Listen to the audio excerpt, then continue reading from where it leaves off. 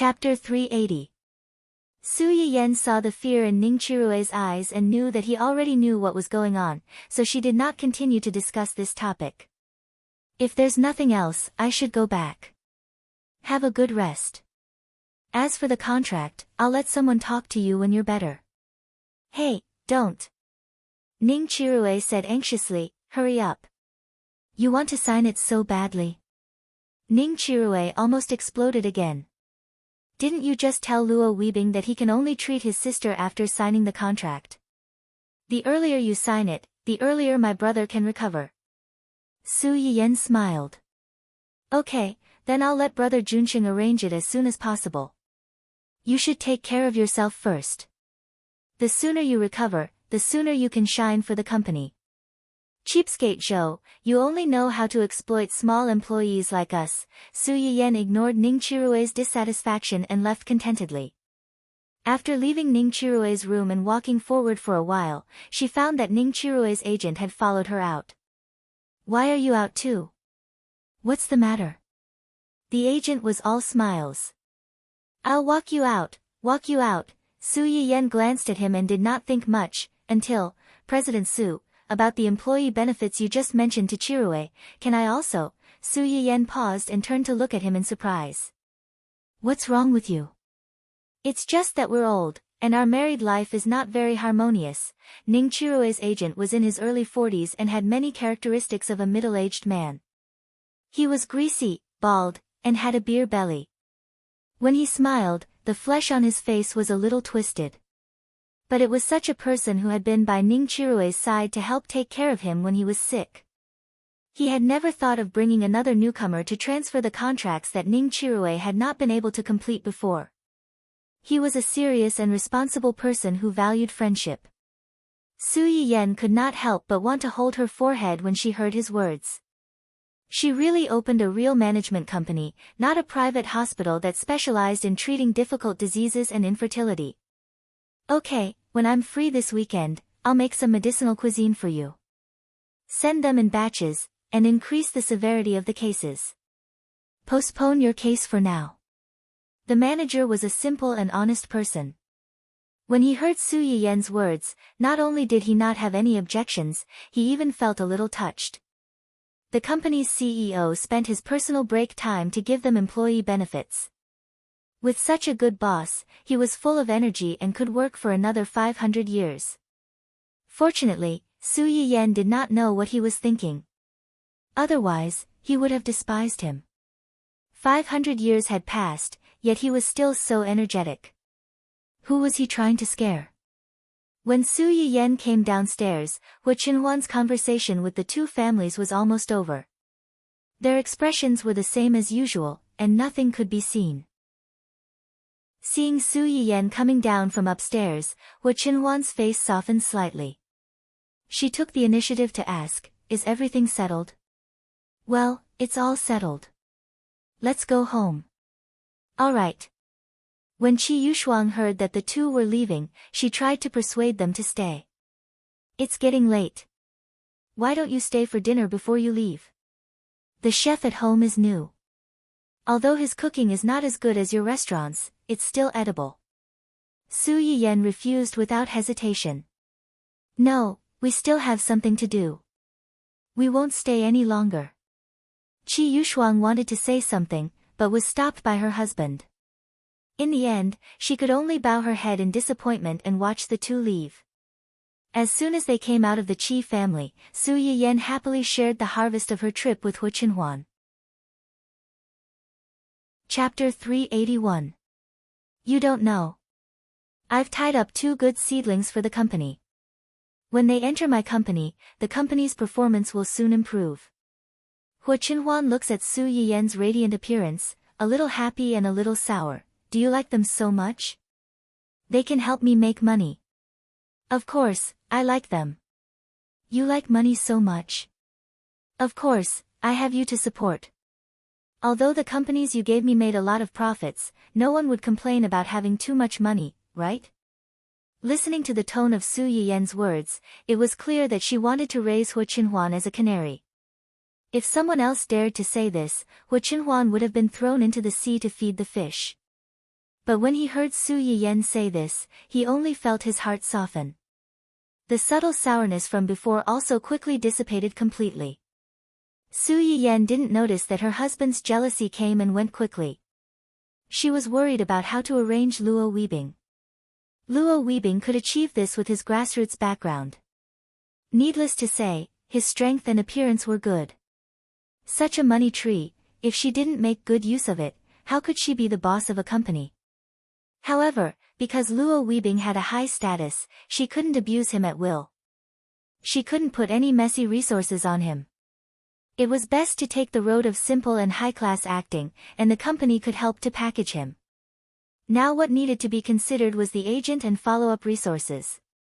The agent was simple. Previously, she had used Wen Jingping's incident to flare up and purged many problematic managers and executives in the company.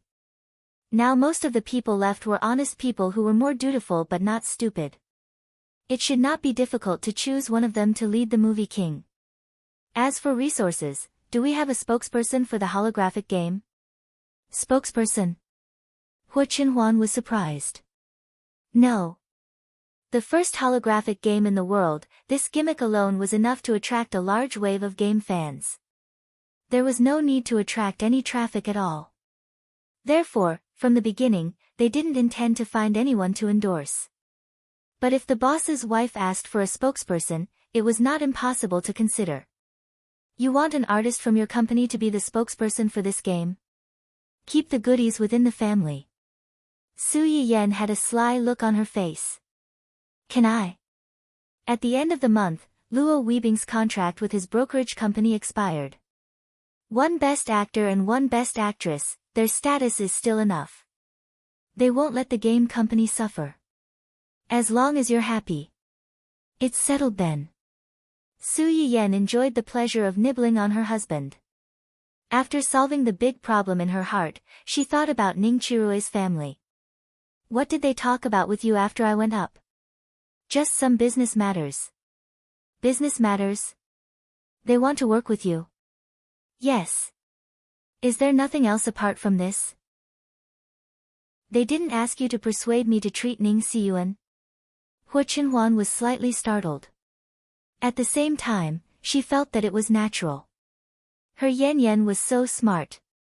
How could he not guess what those people were thinking? Yes.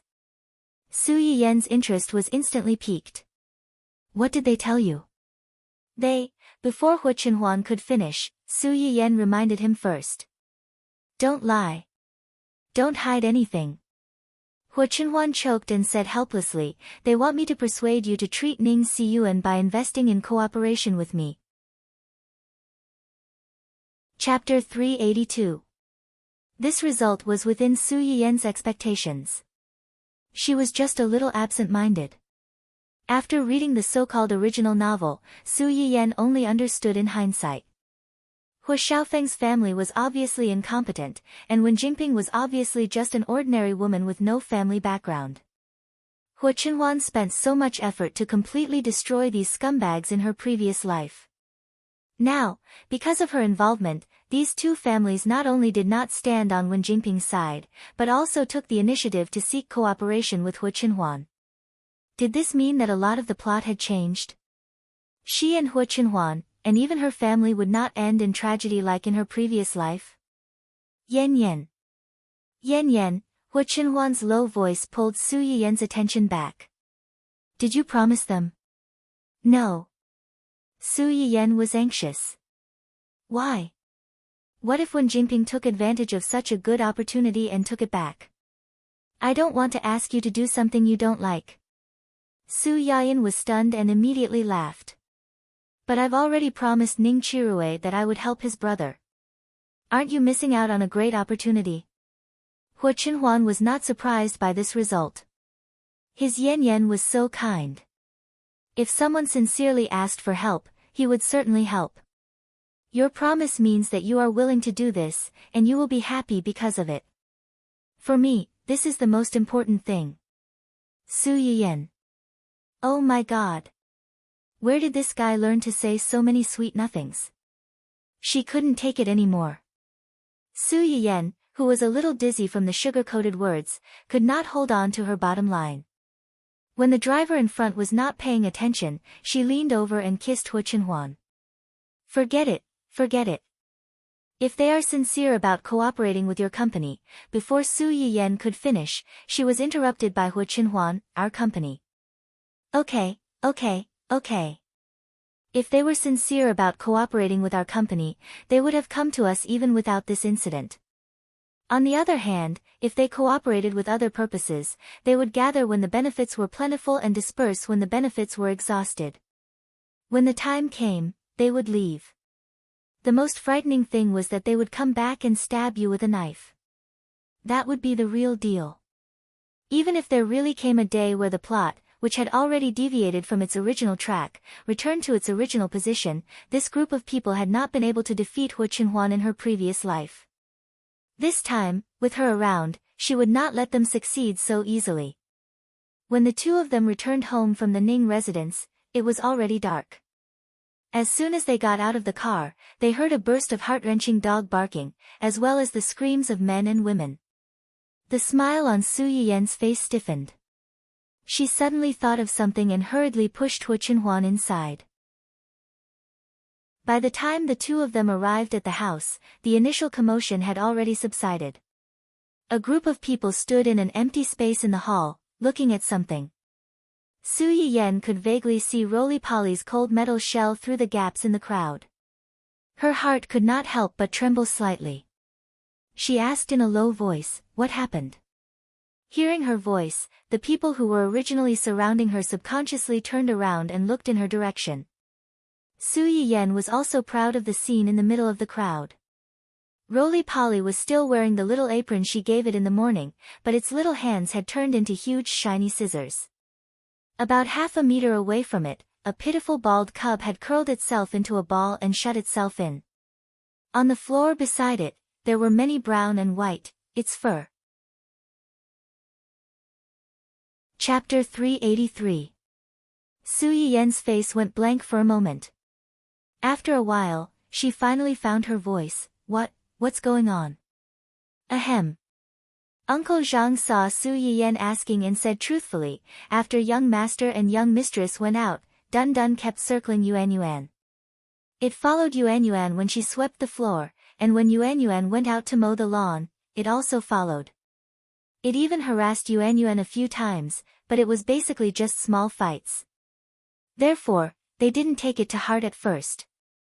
They only thought that this little guy saw that there was a new companion in the house that could move, work, and talk, so it kept harassing it because it was curious. They didn't expect that this distraction would cause problems.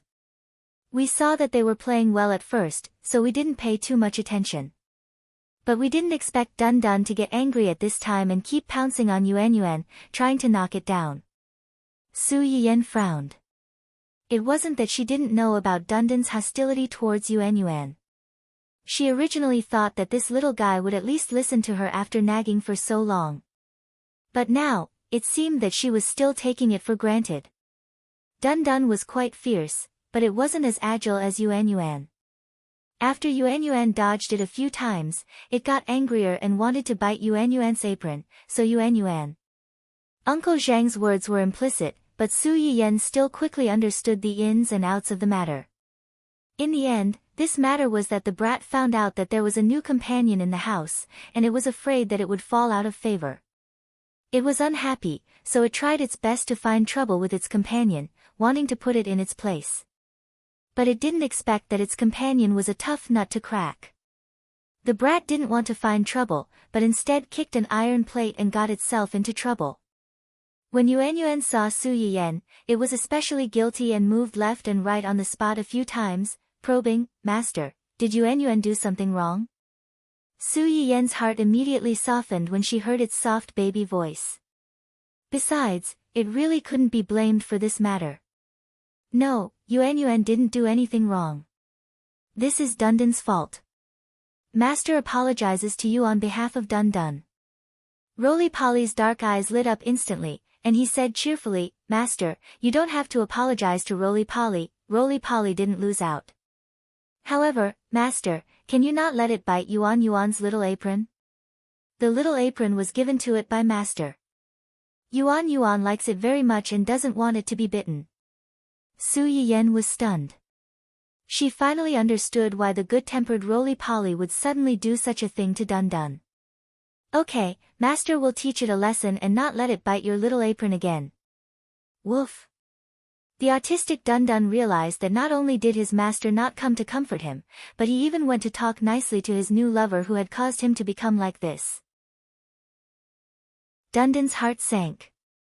Sure enough, after losing its fur, it had become yesterday's flower. It had been completely defeated by this new little fairy. Why are you here? After knowing the ins and outs of the matter, and confirming that Dun Dun was not injured other than a few shaved patches of fur on its body, Su Yiyan quickly turned her attention to Ling Xiaoqi. Ling Xiaoqi touched her nose and laughed. I wanted to say that I didn't have anything to do this weekend, so I brought Hua Hua over to see you guys. I didn't expect to see you the moment I came over. Ling Xiaoqi was in a fit of anger that day, and anxiously called Su Yiyan over to bring Dun Dun back. After calming down for a few days, she realized that she had lost control of her attitude that day, and wanted to bring Hua Hua over to apologize to Su Yiyan. Chapter 384.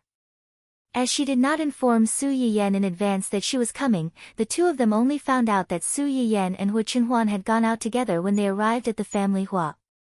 In the end, before she could apologize, she saw a big show. This little robot belongs to your family. It's so cute.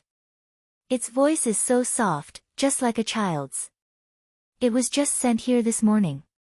It's called Yuan Yuan. Yuan Yuan, say hi to her.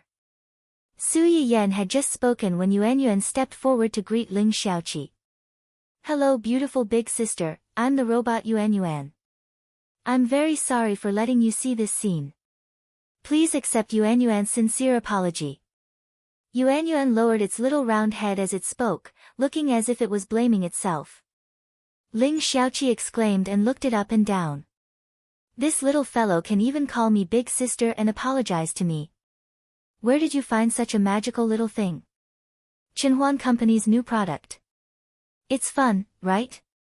It can also clean the house, wash the clothes, and tidy the yard. A housekeeping robot? Doesn't that mean I don't have to worry about housework anymore? Su Yiyan smiled and did not explain. Dun Dun, who was lying on the ground and being ignored for a long time, watched its master and mother-in-law successively fall into the hands of others. This heartbroken cub subconsciously sought out Hua Hua's comfort, but it saw that the Hua Hua, who had been protecting it wholeheartedly not long ago, actually showed a look of disdain towards it. It pattered back to its master's side and ignored it. Dun Dun's fiery male dog heart instantly shattered into countless pieces. Qinhuan Company's new toy is not particularly perfect yet.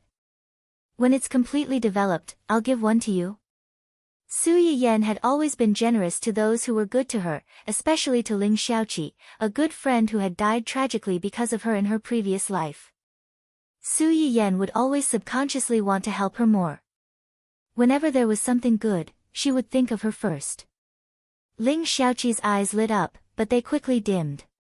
Forget it. This kind of robot isn't cheap. Our family only has Hua Hua and me. It's a waste to leave it there. Besides, our Hua Hua is very jealous. If I suddenly bring such a little thing home, she will definitely be jealous. I don't want to disturb my home.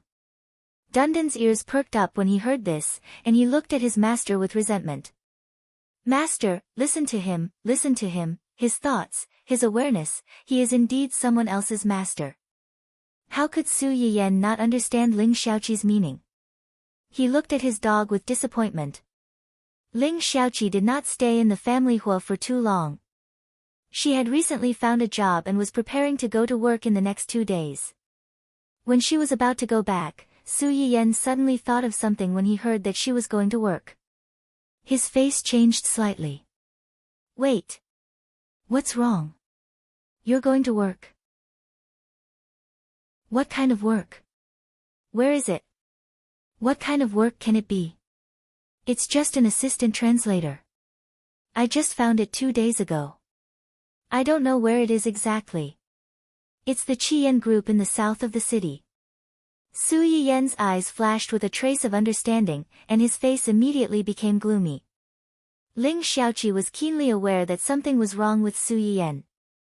She wondered, what's wrong? Is there a problem with this group? Su Yiyan's heart moved slightly, and he followed her words. Yes, there is a problem with this company. Whose assistant are you going to be? The general manager of their company. Is there a problem with him? Yes, there is a big problem. Chapter 385. Ling Xiaoqi was immediately frightened by Su Yiyan. What's the problem? The general manager of this group is the nephew of the boss. He is in his early 30s and has been married for a long time. He has 2 children, but he likes to cheat on women outside. I heard that several of his previous assistants resigned because they couldn't stand his sexual harassment. Ling Xiaoqi was shocked. Really? Of course it's true. Why would I lie to you? Su Yiyan said affirmatively, but a trace of coldness flashed in his eyes. Ling Xiaoqi didn't notice this, but Hu Qinhuan, who had been silently accompanying Su Yiyan, saw it all and frowned slightly. Ling Xiaoqi had always trusted Su Yiyan. She had left City A for a period of time, and she didn't have the family background of Su Yiyan. It was not surprising that she didn't know these rumors. Then I'll go back and quit this job and find another one. Su Yiyan expected Ling Xiaoqi's reaction.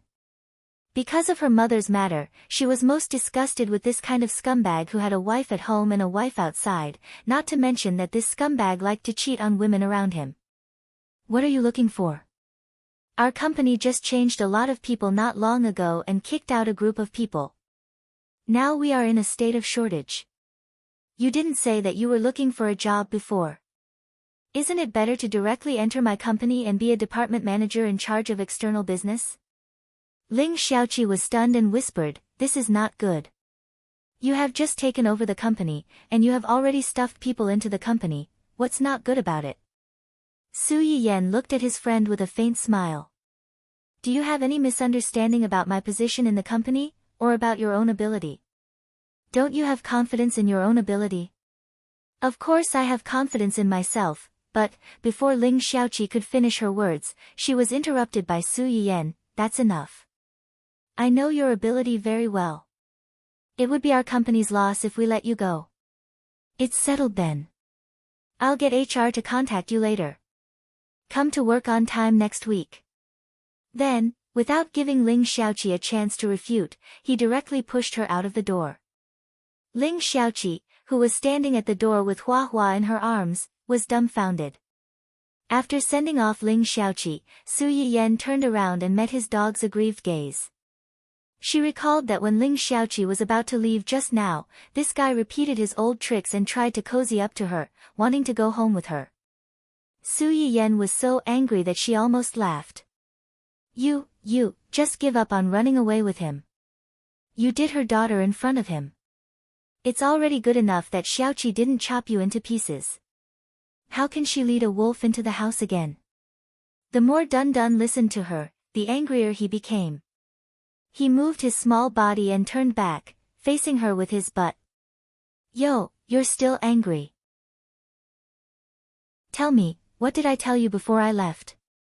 Don't bully Yuan, don't bully Yuan. You two are going to live together, and you have to love each other. But I just left, and you went to harass her. I spoiled you too much, causing you to be so lawless at home now.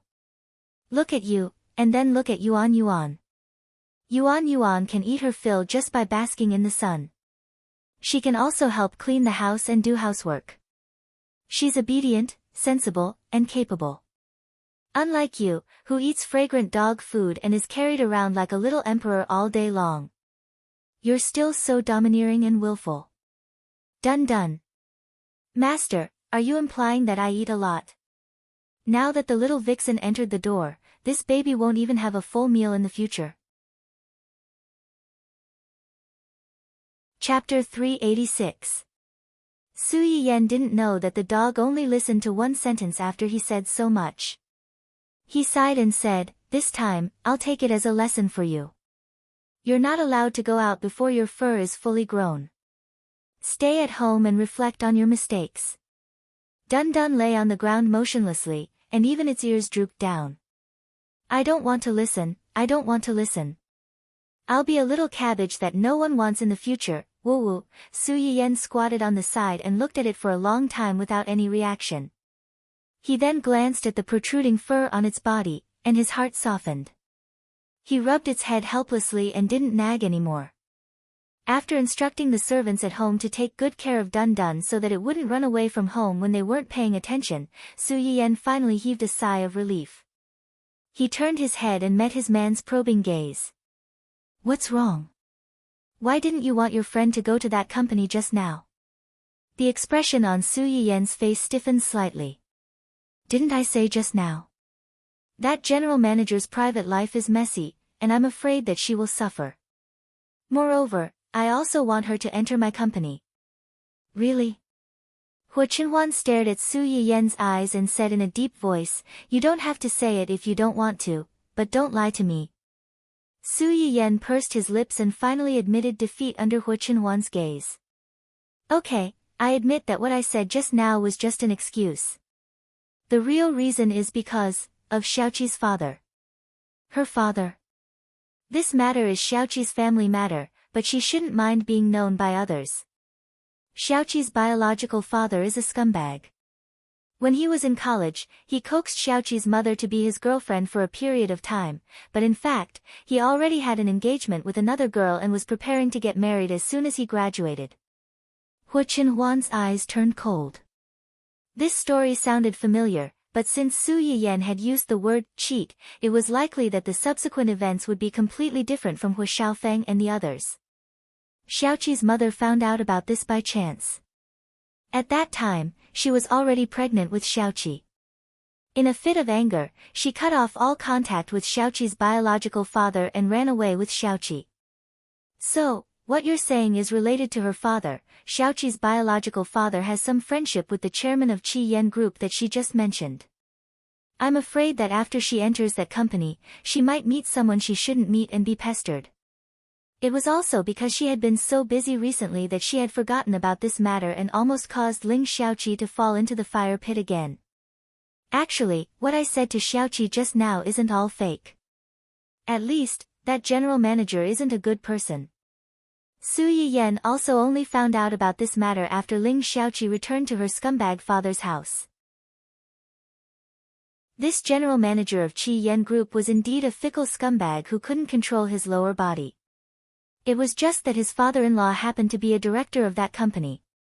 Although he liked to play, he didn't dare to let his father-in-law know about his disgraceful affairs outside. At least, he didn't dare to make a fuss about this matter in the company and make his father-in-law lose face.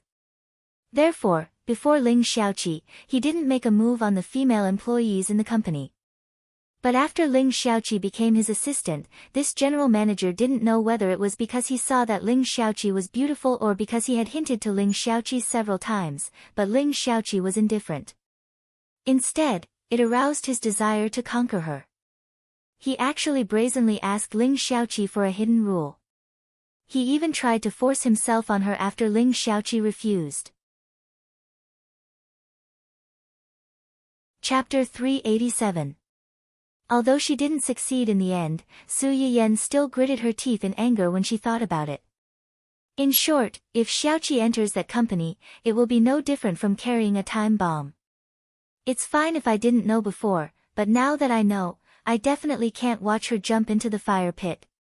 After hearing Su Yiyan's words, Hua Chenhuan only frowned and asked, what does she think of this biological father? He didn't want his baby to spend so much effort to protect her, only to be resented in the end.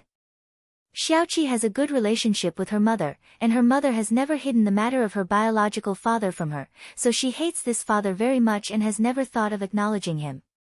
Taking a step back, even if the current Ling Xiaoqi still had expectations for this father, Su Yiyan would never let Ling Xiaoqi have too much contact with her scumbag father when she thought of the various torments she suffered when she returned to that family in her previous life. That's good. Hu Qinhuan pondered for a moment and reminded in a low voice, but I'm afraid this matter won't be so easy to hide, especially under the premise that one party wants to find out. Su Yiyan's expression was solemn. Obviously, she was also a little worried about this. Let's take one step at a time. After going to the Su family, Su Yiyan quickly became busy again. She first sent Yi Qiliang some book content for next week's class and asked him to help make a simulation doll with various acupoints on the human body so that it would be convenient for her to use when teaching acupuncture. As mentioned before, after the disappearance of Chinese medicinal herbs, Chinese medicine gradually weakened and declined, and many related materials were also lost. The word acupuncture was something that Yi Qiliang accidentally saw from an ancient book. He knew that there was such a thing, but he didn't know the principle. After receiving the three-dimensional acupoint structures sent by Su Yiyan, Yi Qiliang hurriedly agreed to Su Yiyan's various requests and said that he would definitely prepare the things she wanted by next weekend. At the same time, he returned the favor by sending Su Yiyan the letter of guarantee that he had drafted earlier for the students to fill in. Su Yiyan glanced at the letter and realized that in addition to the requirements that he had mentioned before, there were also some additional guarantees. For example, students participating in this class are not allowed to teach what they have learned to others without the permission of the teacher and the school. You are not allowed to use the teacher's name to attract attention and gain benefits. Was Yi Qiliang trying to monopolize all this knowledge within a university and make it the school's specialty? Of course not. Even Su Yiyan, the person involved, could be so generous and not hide anything. As a middleman, he could at most be considered as a bridge between the two parties. No one wanted this knowledge to be passed down and recognized by the public more than him. However, Su Yiyan's previous requests made him realize that he had been too impatient. Humans had a certain amount of time to accept new things, and this period of time was crucial for them. Once someone made a mistake during this period of time, people would preemptively think that it was something bad. Su Yiyan's previous requirements were only to restrain the students. She did not want them to use these things to harm the patients who were already in pain. Yi Qiliang's conditions were obviously more complete. Not only did they restrict the students, but they also prevented some students from being teachers and teaching others before they had mastered the knowledge. They also allowed those half-baked people to go out and swindle others and ruin the reputation of Chinese medicine. Chapter 388. Su Yiyan did not expect that her previous requests would make Yi Qiliang think so far ahead. She secretly sighed.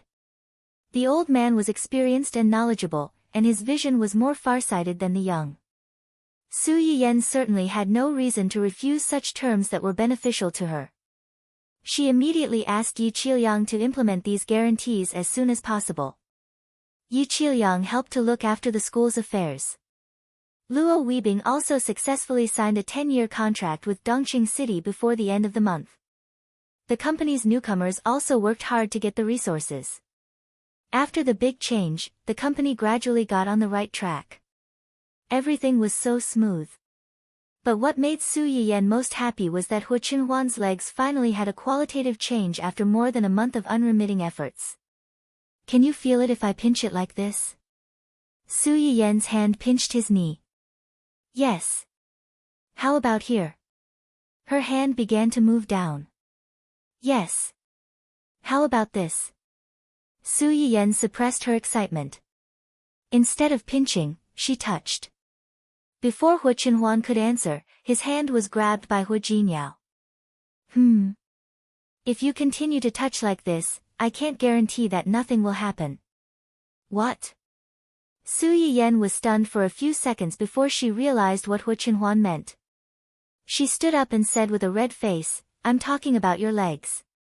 Don't change the subject. Then she seemed to be afraid that Hu Qinhuan would change the subject. She took a deep breath and said with her eyes shining, you can feel it if I touch it gently, right? Hu Qinhuan looked at Su Yiyan's bright eyes, and his heart trembled. He couldn't feel his legs since he woke up from the car accident. They were still there, but they were cold like decorations. He couldn't move or jump, let alone stand up. But now, he could feel the subtle strength of the hand attached to his legs. His originally cold legs seemed to have come alive at this moment. The boiling blood flowed through the invisible blood vessels to every part of his body, warming him up completely. Great, it means that the blood vessels are opened. They are recovering little by little. Su Yiyen's eyes were red. She held Hu Qinhuan's hand tightly and said excitedly, "Wait, wait, you can stand up soon, soon." Hu Qinhuan held Su Yiyen's hand and joked, "In fact, I think my other disease is recovering well. I should be completely cured before I stand up." Su Yiyen was slightly taken aback. After realizing what Hu Qinhuan was talking about, she subconsciously lowered her head and glanced at him. Ahem. "Let's talk about the rest after your leg recovers." Su Yiyen pulled her hand back. "Your leg has shrunk a little after not walking for so many years. I'll ask Zhang Bo to prepare a room for you to do recovery training." After saying that, Su Yiyen turned around and ran, as if there was a terrible beast chasing after her. The moment she turned around, Hu Qinhuan could faintly see the side of her face and the tips of her ears, which looked like cooked shrimp. Hu Qinhuan looked at Su Yiyen's back as she left. His eyes were full of smiles, but then his smile became deep and attractive like the surface of the water when the breeze blew over. Once upon a time, he thought that he would never be able to stand up in this lifetime, let alone have the love of his life. Now, not only did he see the hope of standing up, but in the near future, he might even have a child with her. Chapter 389. Downstairs, Uncle Zhang was watching with great interest as Yuan manipulated the two familiar scissors and skillfully trimmed the flowers and plants in the yard. Upon hearing Su Yiyen's request, the old man, who had been in the family Hua for most of his life, was stunned for a moment. "You mean, Shuv?" Su Yiyen made a shushing gesture at Uncle Zhang. "I hope that not too many people know about this before the dust settles. Qinhuan is not suitable to be disturbed now." Uncle Zhang immediately understood the meaning behind Su Yiyen's words and confirmed his thoughts. His eyes reddened, and his whole body trembled uncontrollably. He knew that his young madam had been secretly treating his young master's legs during this period of time. Every morning, he would wake up early and personally go to their room to pack the dregs of the medicinal herbs and dispose of them. These were all used by them to bathe or soak their feet the night before. Before this, Uncle Zhang was skeptical of Su Yiyen's actions, or rather, he did not think highly of them. However, since the young couple had the intention and the young master was willing to cooperate, he could not say anything and just treated it as a couple's love affair. Unexpectedly, okay. I'll do it now. I'll do it secretly." Su Yiyen saw that he was so cooperative and was slightly relieved. Although the servants in this house were basically old people who had been here for a few years, most of them were not particularly close to Hu Qinhuan. Only the old housekeeper had watched Hu Qinhuan grow up, so Su Yiyen only trusted him. The improvement of Hu Qinhuan's legs made Su Yiyen feel very good for the next few days. However, this good mood did not last long and was destroyed by a terrible matter. Someone went to the restaurant to make trouble. Su Yiyen, who was sitting in the general manager's office in Dongqing City and dealing with documents, received a call from Li Jingguan. "What's going on?" "This is what happened. During lunchtime, a middle-aged man suddenly barged into our shop with an old lady's death certificate. He said that our medicinal cuisine killed his old lady and demanded compensation. We've encountered this a few times before, and we didn't pay much attention to it at first. We just wanted to find out what he spent at the store." "Wait, how many times have you encountered it before?" Only then did Li Jingguan realize that he had spilled the beans, and he couldn't help but feel a little embarrassed. "Tell me honestly what you've encountered before." "Okay." It turned out that as early as a few days ago, there were people frequently looking for trouble. At first, a middle-aged woman came to their door and said that she had eaten lunch at their restaurant and had a stomachache in the afternoon. She made a scene on the spot and scolded their food for being unclean, saying that they were black-hearted and unscrupulous merchants who murdered for money. Li Jingwen and the others were so angry that they immediately asked the middle-aged woman to come to the store to pay for the receipt or identification. The middle-aged woman refused to cooperate and insisted that they didn't want to compensate her and were deliberately making things difficult for her. Li Jingwen and the others directly called the police. With the help of the police, they obtained the middle-aged woman's identification and found that she had never spent money in their store. The middle-aged woman still wanted to quibble, but there were so many pairs of eyes in the store, and they were not just for decoration. In the end, she was taken away by the police and detained. Li Jingwen and the others thought that this was the end of the matter. They didn't expect that about 3 days later, a customer who came to the store to spend money suddenly complained of a stomachache after eating. She questioned whether their food was clean and found a cockroach in the food. Chapter 390. Li Jingwen and the others realized that something was wrong at that time and reacted quickly. In front of all the customers, they pulled out more than a dozen surveillance cameras in the restaurant and zoomed in on how the man had secretly hidden the cockroach in the food. When the man saw that the matter had been exposed, he took advantage of the crowd's heated discussion to push them away and escape in a sorry state. It was the first time Su Yiyen heard about this, and her face became more and more ugly. Why didn't you tell me this before? Li Jingwen also felt very guilty. At that time, they also wanted to tell Su Yiyen about this matter. But when they thought about how busy Su Yiyen was, and that they had smoothly resolved these two matters without causing any trouble. If someone really wanted to mess with them, they should know when to stop after being thwarted twice in a row and temporarily stop. Who would have thought that on the second day, something like this would happen again? Su Yiyen also knew that now was not the time to pursue this matter.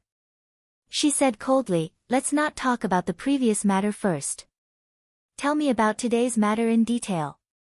What happened after that man said that our medicinal cuisine killed his family's old lady?" Su Yiyen said as she walked out. "After that, we wanted to pull out his consumption records to see if he deliberately came to blackmail us like the woman before. In the end, before we had time to check, people from the relevant departments arrived." Relevant departments? What are they doing here? They said that they received a report from a customer and came to our restaurant to check the safety of our food. Su Yiyen narrowed her eyes. Just when a customer came to make trouble, the relevant departments came to check. She really did not believe that there was nothing wrong with it. Have they left now? No. Li Jingwen lowered his voice and said, "Liang and the others just heard from those people that our restaurant has a lot of medicinal cuisine. It may take a few days to analyze the internal composition of these things. Our restaurant has to be closed for a few days. We can only determine whether our restaurant can continue to operate after they come out with the results." Su Yiyen sat in the car. When she heard Li Jingwen's words, her heart suddenly skipped a beat. She suddenly understood the intention of the person behind this. Before the relevant departments came to their door, they had caused such a farce. Before they could clarify, the restaurant had to be temporarily closed for cooperation with the investigation. Su Yiyen could already imagine what kind of criticism her restaurant would suffer during the few days it was closed. Even after the relevant departments finished the inspection and proved that there was nothing wrong with the medicinal cuisine in their restaurant, some people would not come to their restaurant for psychological reasons. Su Yiyen did not care about the loss of those customers, but this did not mean that she could tolerate others' blatant scheming and humiliating and slandering her restaurant. Everyone realized that something was wrong. They are still in the shop. What about the customers? It happened so suddenly that we sent away all the customers in the store. I took the liberty of waiving the expenses of those who were still in the store. Liang and the others tried to pacify them, telling them that this was just a routine inspection, and nothing went wrong. Now you temporarily stabilize the inspectors over there. I'll go over right away. Su Yiyen knew that it was inevitable that her subordinates would panic when they suddenly encountered such a thing, so she timely comforted them. Don't panic. There is absolutely nothing wrong with the medicinal cuisine in our restaurant. You have to have confidence in yourselves. Don't panic. Chapter 391. When Li Jingguan heard Su Yiyan's words, he felt relieved and hurriedly said, "Okay, I understand. Don't worry, before you come over, we will guard the store well." After Su Yiyan hung up the phone, she still felt uneasy. After hesitating for a moment, she called Yi Qiliang and briefly explained what had happened in the store to him. Yi Qiliang could be considered as someone who had seen many storms and waves. Just from Su Yiyan's words, he could tell that something was fishy. He could also roughly guess the purpose of Su Yiyan's call. He immediately said, "This matter is a little strange. How about this, I'll ask my student to contact his old friend in the inspection department and ask him to take some time to go to your place. With him around, those inspectors won't dare to act recklessly. Then I'll have to trouble Professor Yi." After finding external help, Su Yiyan subconsciously searched for the news. Sure enough, she saw that the red article at the top was talking about her store. Gossip Network's popular streamer's food has killed someone. The relevant departments have come to inspect. Popular food streamer's food is suspected to have been spiked with illegal drugs. Now closed for inspection. Because this news website had already exploded, there were all kinds of comments. Although there were some die-hard fans who supported her, there were more keyboard warriors who wanted to see the world in chaos. There were also passers-by who were misled by the news and directly stood against Su Yiyan. Of course, there were also some streamers who were jealous of her but couldn't do anything to her. Similar to, "I really don't know how she became popular. Her food is terrible, but there are still people who support her, hype bis. Every day, they find people to spend money in the live broadcast room to hype her up. Do they really think everyone is a fool? If I knew this would happen, I would have deserved it," and so on. There were countless comments that were jealous of the rich. Even the fact that she didn't show her face was once again used to ridicule her. Some people even directly pointed out that she was an old woman in her 40s. She was old enough to be a mother or even a grandmother to the audience, but there was still a group of people who supported her. It was really disgusting. Looking at these sharp and unpleasant personal attacks, Su Yiyan was lying if she said that she wasn't angry. However, she also understood that someone must have been behind the incident that had just occurred in her shop, and there had been a report about it immediately on the internet. Furthermore, it was so detailed. There was a high chance that someone was manipulating these comments behind the scenes. Su Yiyan suppressed the anger in her heart and rationally chose to ask her man for help. As soon as the call connected, Hu Qinhuan's voice came through first. "Yan, where are you now?" "I'm on my way to the restaurant." "The restaurant, I know. Do you want to go there now?" Hu Qinhuan interrupted Su Yiyan and frowned. "Don't go there yet. But, I've already sent Yan Bai to deal with it. Tell your employees that Yan Bai is the store manager." Su Yiyan's pupils shrank. She couldn't react for a moment. Yan Bai is the store manager. Why? You should have noticed that this wasn't a coincidence. The other party clearly came prepared. If you go there rashly, it's hard to guarantee that he won't use this as a pretext to make a fuss. With Hu Qinhuan's reminder, Su Yiyan's brain finally came around. "Are you suspecting that the reason that person did all this was to force me out?" Hu Qinhuan's eyes turned cold. "That's not impossible." As long as there was a possibility, he couldn't let Su Yiyan take such a risk so recklessly. Chapter 392. Su Yiyan, who had been dizzy with anger, calmed down a little after hearing Hu Qinhuan's words. "But why would they do that? You haven't shown your face before. Maybe they're curious, or maybe they want to know your identity so they can deal with you better. No matter what, don't go there. Leave it to Yan Bai. He knows what to do." Although Su Yiyan wasn't worried about the situation in the store, she understood that Hu Qinhuan wouldn't hurt her. She responded in a low voice, "By the way, I'm worried that there's something wrong with the people doing the testing, so I asked Professor Yi to invite the relevant personnel to help. Remember to tell Yan Bai so that there won't be any mistakes." "Okay." In addition to this, those internet celebrities who are spreading rumors online have probably been bribed as well. I want you to help me find out who's behind this. Su Yiyan didn't forget the great achievement of her, Mr. Room Manager, who had blocked tens of thousands of internet trolls overnight. I'm already investigating. Hua Qinhuan thought of the comments attacking Su Yiyan on the internet, and her face suddenly became gloomy. I'll tell you when the results are out. After chatting with Hua Qinhuan for a while, Su Yiyan completely calmed down. She called Li Jingguan again and told him that Zui Yanbai was going there. She also sent him a photo of Zui Yanbai that she got from Hua Qinhuan, so that he wouldn't be unable to recognize him when he saw him later. In addition, she also asked Li Jingguan to broadcast the situation live to her.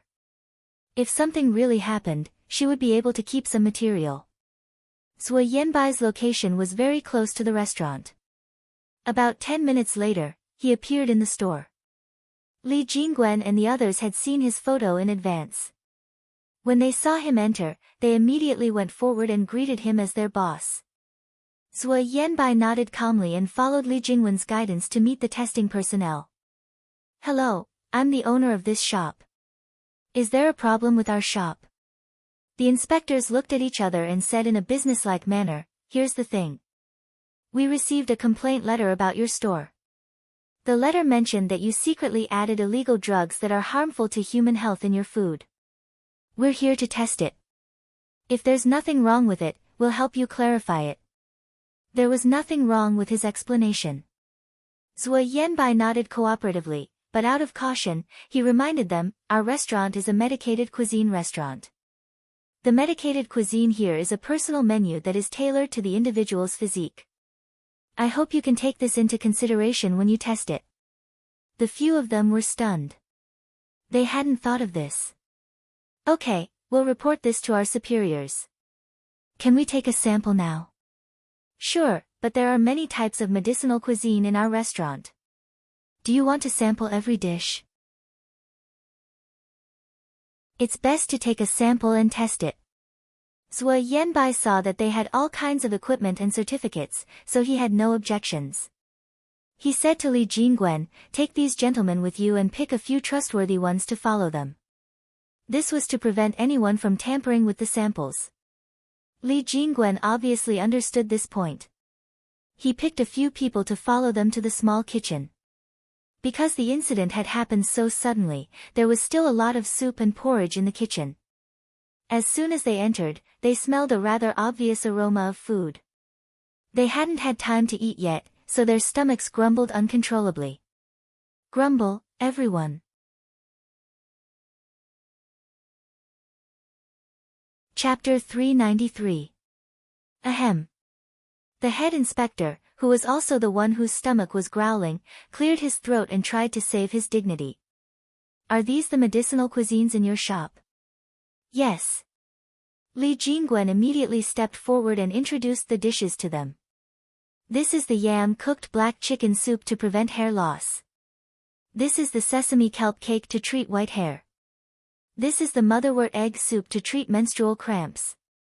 This is the seahorse bone soup to treat premature ejaculation. This is the abalone ginseng soup to improve fertility.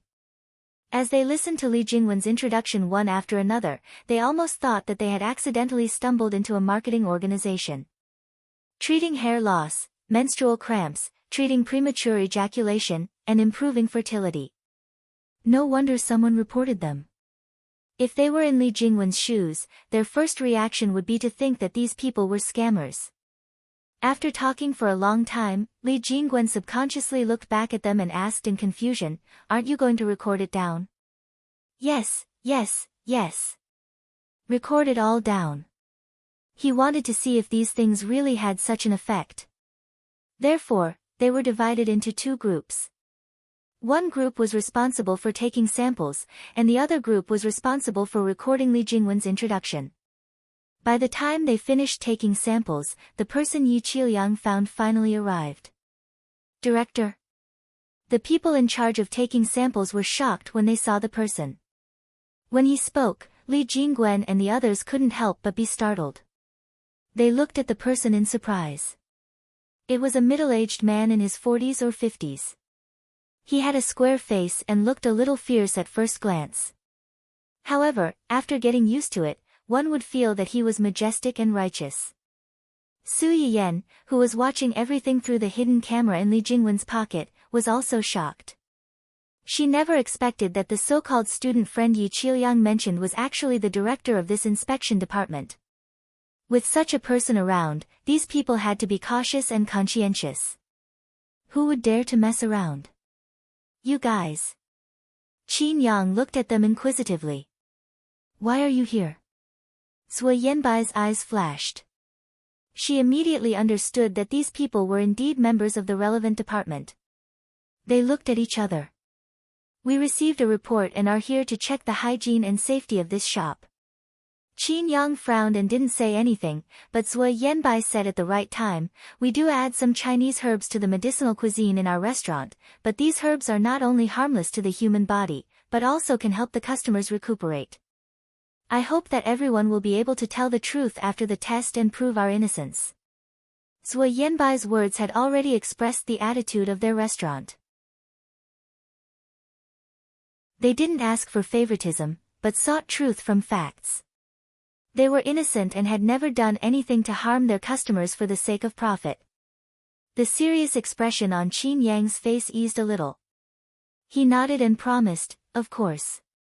If the test results show that there is no problem, we will definitely help you clarify. Then I'll have to trouble you all. Qin Yang came in a hurry and left in a hurry. He left with the few inspectors. The people in the shop watched them leave. They were relieved but also a little disappointed. Their restaurant had been made a scapegoat for no reason. Not only were they forced to close down, but their lunch was also almost done. Now, it was all wasted. Sui Yanbai obviously thought of this as well. Her eyes lit up as she stared at the row of tonics that were said to prevent hair loss and hair growth. Chapter 394. Well. Sui Yanbai was a business elite who wore a suit and leather shoes all year round, so it was a little difficult for him to speak.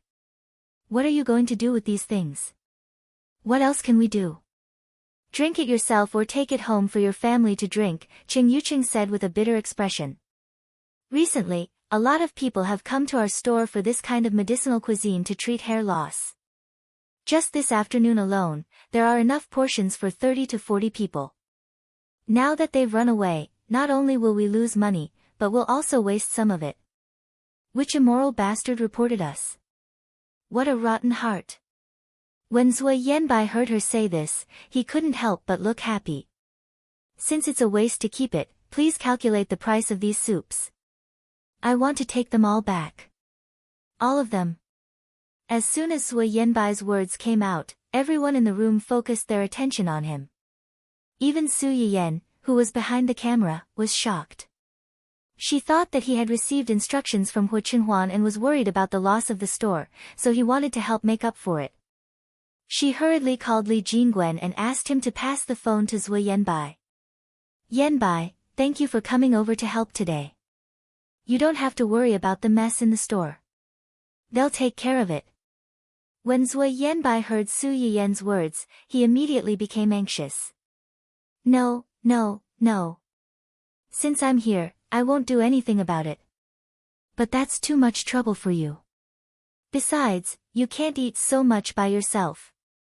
Giving it to relatives or friends may not be the right thing to do. In the end, it'll still be a waste. It won't be a waste. Sui Yanbai's voice suddenly rose. All the employees in our company knew that young madam's shop has medicinal cuisine that can promote hair growth, and they all wanted to reserve it. Unfortunately, young madam's shop is so popular that the reservation slots have been booked for months.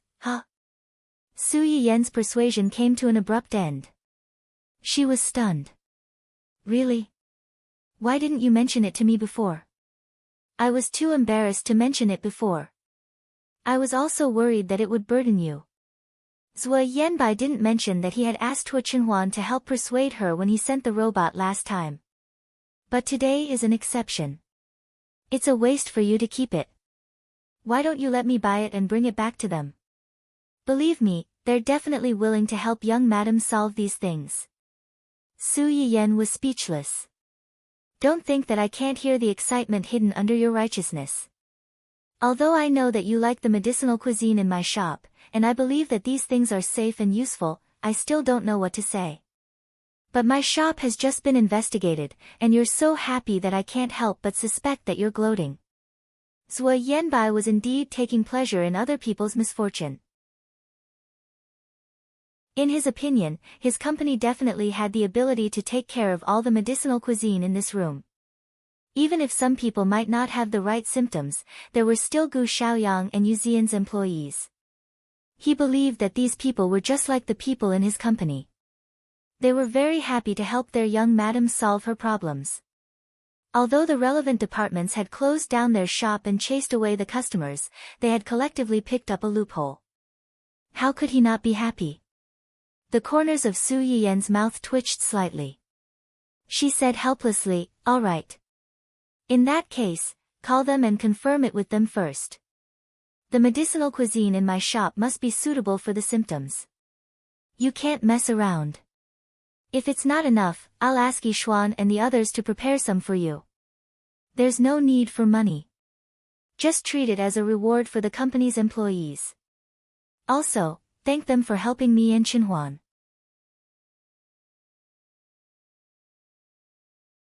Chapter 395.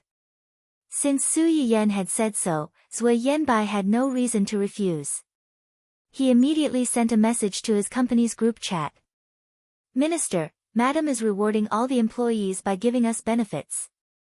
10 minutes from now, all of you will report the conditions you need to recuperate. I will pack them up and bring them back. First come, first served. No waiting for you." As soon as this notice was sent out, it immediately caused a commotion in the group chat. Bitterly working dog number 1, are you serious? Minister, of course. I'm in Madam's shop right now. 30 seconds have passed. Time is limited. Seize the opportunity. When everyone received an affirmative answer, they didn't care that it was still working hours. They all cheered. What? Madam's shop had just been closed down and there might be problems with the things she sold. Their company's benefits were the best they had ever seen in their lives. Their boss had no reason to cheat his own employees. Moreover, as long as the food could make them grow hair, they would eat it even if it was poison. Bitterly working dog number 1, Greasy Baldy reporting. Bitterly working dog number 2, Greasy Baldy +1, bitterly working dog number 3, Greasy Baldy +2, bitterly working dog number 20, Greasy Baldy +19, bitterly working dog number 21, Dry Baldy is here. Bitterly working dog number 22, Dry Baldy +1, Zhuo Yanbai. Looking at the orderly summary of their numbers, it was obvious that they were die-hard viewers who had watched Madam's live broadcast. It was a rare opportunity, and no one wanted to miss it. After the Baldy at the front reported their numbers, employees with related needs such as little white hair and dysmenorrhea joined in one after another. Occasionally, there were 1 or 2 employees with conditions that were difficult to talk about. Although they didn't report their numbers in the group chat, they still sent him a private message through a small window. 10 minutes later, Zhuo Yanbai reported the numbers. Not only did they sell out the almost ready stock in the shop, but they also had to add a few more orders. It was obvious that the employees were hungry. The employees in the shop, Su Yiyen. Fine. After solving the mess in the store, Su Yiyen asked Li Jingguan and the others to go back and wait for news. It just so happened that the shop was always full during this period of time. They had worked hard, so they could take advantage of this opportunity to rest for 2 more days. They were resting, but the other group of people had to work overtime to investigate the mastermind behind all this. The people in Zhuo Yanbai were fine. They brought back the medicinal cuisine that was hard to buy even with 1,000 taels of gold and sent their condolences. Everyone seemed to have been injected with chicken blood and were full of energy. Compared to him, Gu Xiaoyang and Yu Zian were in a miserable state. They had been busy for a long time and had lost countless brain cells, but they didn't even have a hot meal. Although the three of them belonged to three different companies, because of their good relationship, their social circles were almost the same. Friends were like that, and so were employees. As a result, the employees of the two companies who were also working overtime watched their colleagues from Zhuo Yanbai company happily post a bunch of medicinal cuisine pictures and add captions. After a busy day, all my tiredness turned into satisfaction and joy the moment I drank the medicinal cuisine condolence soup sent by the boss's wife. I love the company, I love the boss, I love the boss's wife. Moi. The employees of the two companies who were tragically left alone felt like their little hearts had been poked into hedgehogs, and they were bleeding profusely. Moi my ass. It was bad enough that they secretly ate the good stuff, but they even posted it and showed it off. They were simply too much.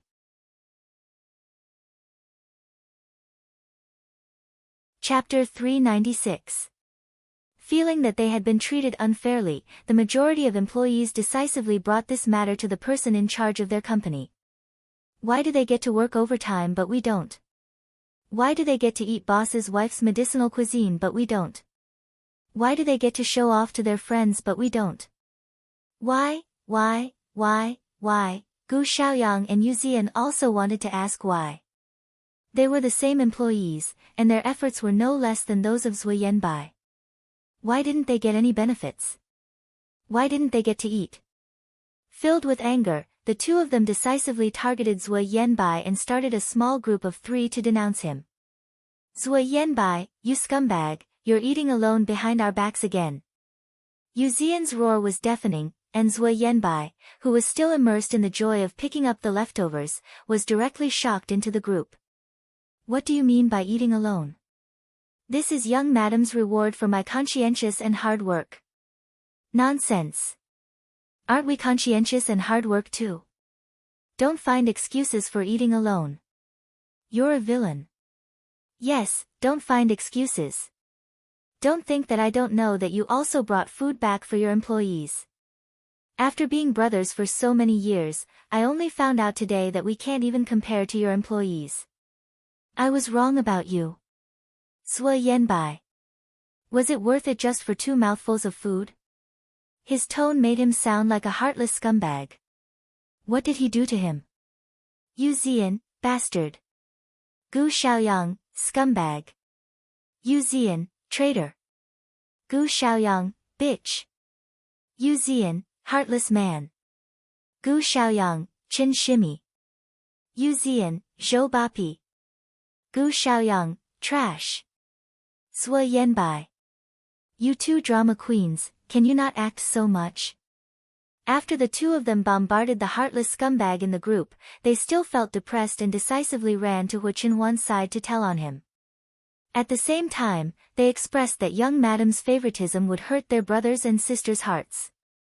They strongly requested that everyone be treated equally, and that what Zui Yanbai had, they should have as well. Hu Qinhuan was also a little confused when he received their complaints. He happened to see Su Yayan walking in from outside and asked blankly, "You asked Yanbai to take away all the medicinal cuisine in your shop?" Su Yayan was taken aback. That's right. When the inspection staff came, all the customers in the shop were dismissed. It would be a waste to keep the leftover soup stewing on the fire, so I asked him to take it back to reward the staff. Could it be that when these things were taken out, they were seen by someone and reported again? The corner of Hu Qinhuan's mouth twitched. After Yanbai took those things back, some employees took pictures and videos and posted them on the internet. The people at Quilt Banquet and Xiaoyang saw them. And the other employees are dissatisfied with your favoritism, so they want you to treat them equally and give them some small benefits. Su Yiyan blinked. She never expected this. She laughed and said, "Sure, but we have to wait for the test results in the next few days. I've asked everyone in the restaurant to go home and rest. When the test results are out, I'll ask them to make some things to reward these friends who worked hard." Hu Qinhuan was amused by the word friends, and replied in a low voice, "Okay." Then, she seemed to have thought of something and her face darkened. By the way, I have some clues about the things you asked me to investigate.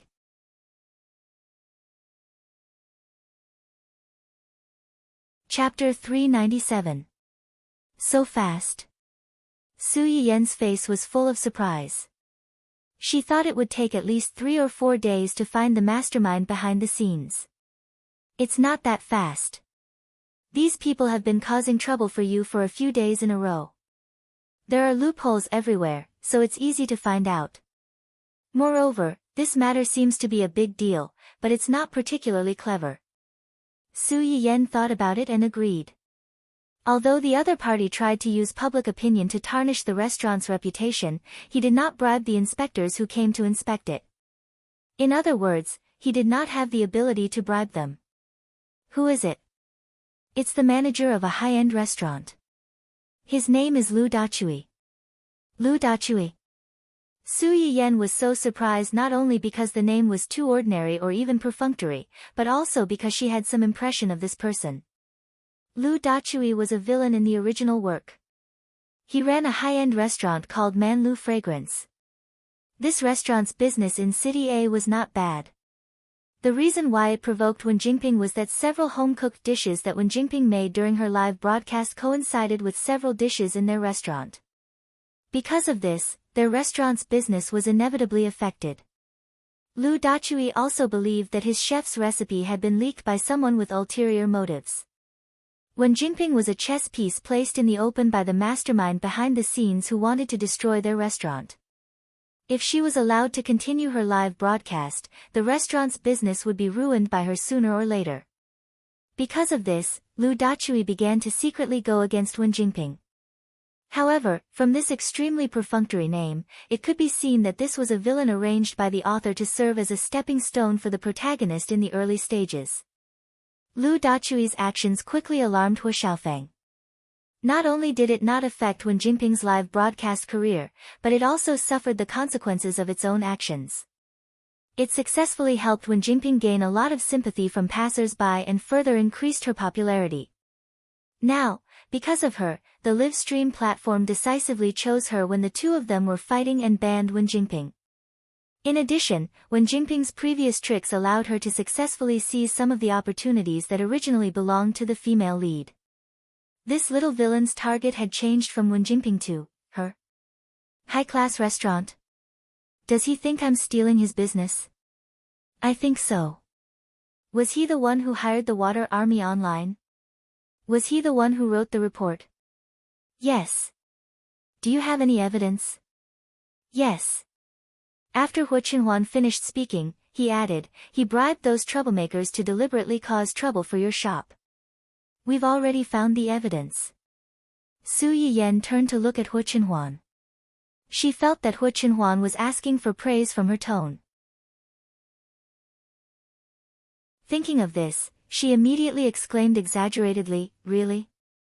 Hubby, you're amazing. How did you find out about such a secret so quickly? Hu Qinhuan's body trembled, and the redness on her face quickly spread from her neck to the back of her ears. These are just basic operations. It's not that exaggerated. Su Yiyen looked at Hu Qinhuan, who was slightly tilting his head and not daring to look at her. She realized in hindsight that he was shy. Su Yiyen could not help but laugh at this thought. However, she had to force herself not to laugh out loud. If she could not help but laugh out loud, Hu Xiaofeng would become angry from embarrassment. She would not be able to see such a cute side of him in the future.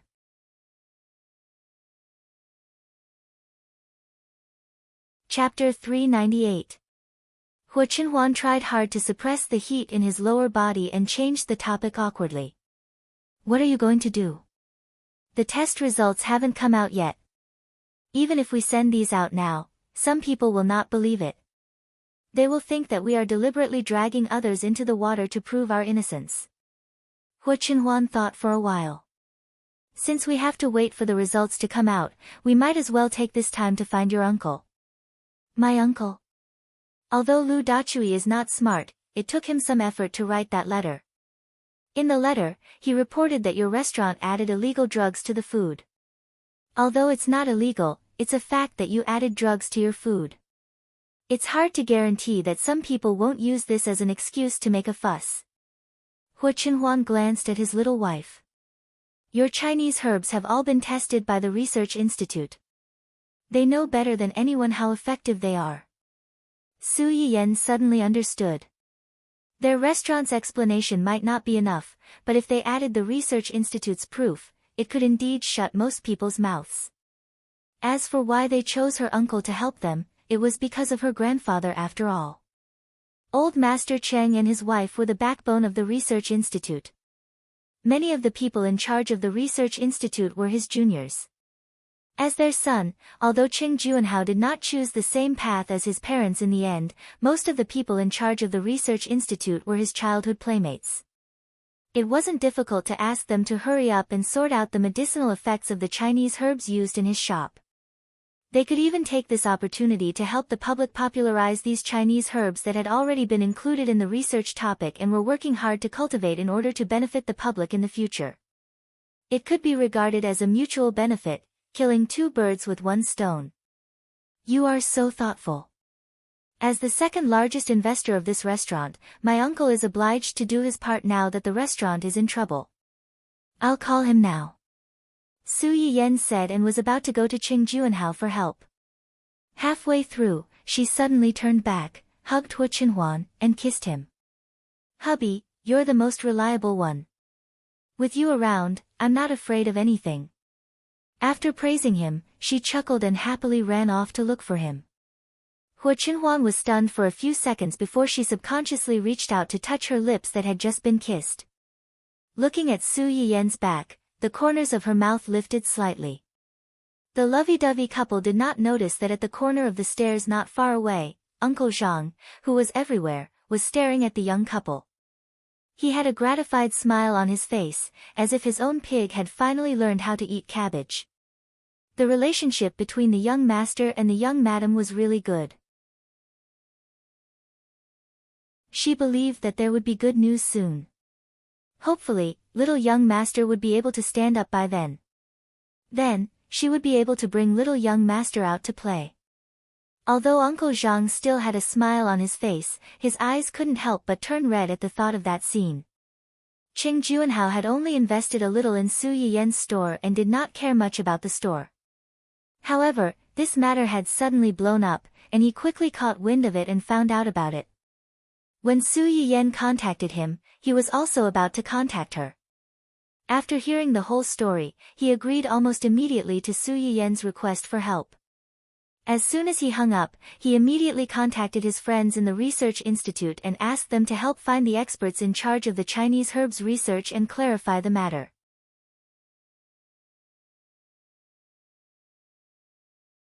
Chapter 399. Many people in the Research Institute had heard that Su Yiyan had used these Chinese herbs to open a medicinal cuisine restaurant. Although many people felt that her actions were too wasteful, these things belonged to someone else after all. It was already very good that she was willing to donate them. If they continued to criticize her and control how she used them, it would be unreasonable. Moreover, the purpose of discovering the use of these herbs was to nourish the human body and allow people who had been tortured by illness to regain their health. Although Su Yiyan's actions were selfish, they did benefit the public. Most people agreed with her in their hearts. Therefore, when they heard the whole story from their colleagues, many people could not help but feel a little angry. Just as Hu Chenhuan said, the Chinese herbs used by Su Yiyan had been tested in the Research Institute. She could be considered half an insider. Wasn't bullying Su Yiyan so blatantly the same as bullying the people in the Research Institute? As a research department that was xenophobic and protective of its own people, the researchers in charge of this area immediately said that this was a small problem. As long as the inspection department released the specific data, they would follow up and clarify. Su Yiyan breathed a sigh of relief when she received a positive reply. Next, they just had to wait for the final test results of the samples that were taken back. With Qin Yang around, the few people who took the samples did not dare to fool around. The test that originally took 4 to 5 days to complete was given the results on the third day. The herbs used in Su Yiyen's shop were all grown in her system space. The quality was naturally much better than those grown outside. Therefore, most of the medicinal cuisine in her shop had reduced the amount of medicine or diluted it. Even so, the effectiveness was still amazing. The inspection department took a lot of samples. The list was enough to fill a piece of paper. The rows of reports were dazzling. Some people who were not very patient could not take it after reading a few lines. They clamored to find a class representative. In the end, a class representative who knew about this jumped out to clear their doubts. At the beginning, he said a lot of technical terms that they could not understand. In the end, he gave an easy-to-understand summary. To put it simply, there are indeed drugs added to the food. However, these drugs are not good for the body. In fact, not only are they not harmful to people who are sick, they even have a certain therapeutic effect. With this explanation, the keyboard warriors who had been scolding Su Yiyen, the internet celebrity food anchor, and the carnival restaurant for treating human lives like grass, were all stunned. Did they scold the wrong person? Some of the people who realized that they might have been led astray shut their mouths silently. Some of the people who hadn't reacted and felt that they had been slapped in the face were angry.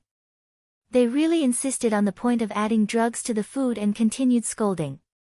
Not long ago, when the entire internet was blacklisted, some people wanted to fish in troubled waters to gain popularity.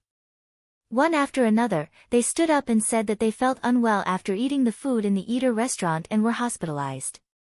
This proved that the Eater restaurant was a black-hearted restaurant.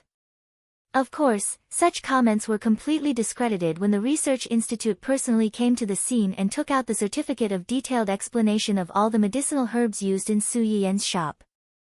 Research Institute, all the herbs in the Carnival Hall are recorded in the Research Institute. They do have some medicinal value. It can be added to food and has a therapeutic effect on patients with symptoms.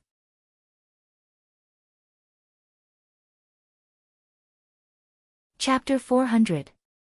What the F***ck? Was this considered official certification? The onlookers were dumbfounded. The keyboard warriors and water army who had previously criticized Su Yiyen's restaurant for adding medicine to the food were all dumbfounded. Who told them that even the Research Institute was involved in such a vicious business competition?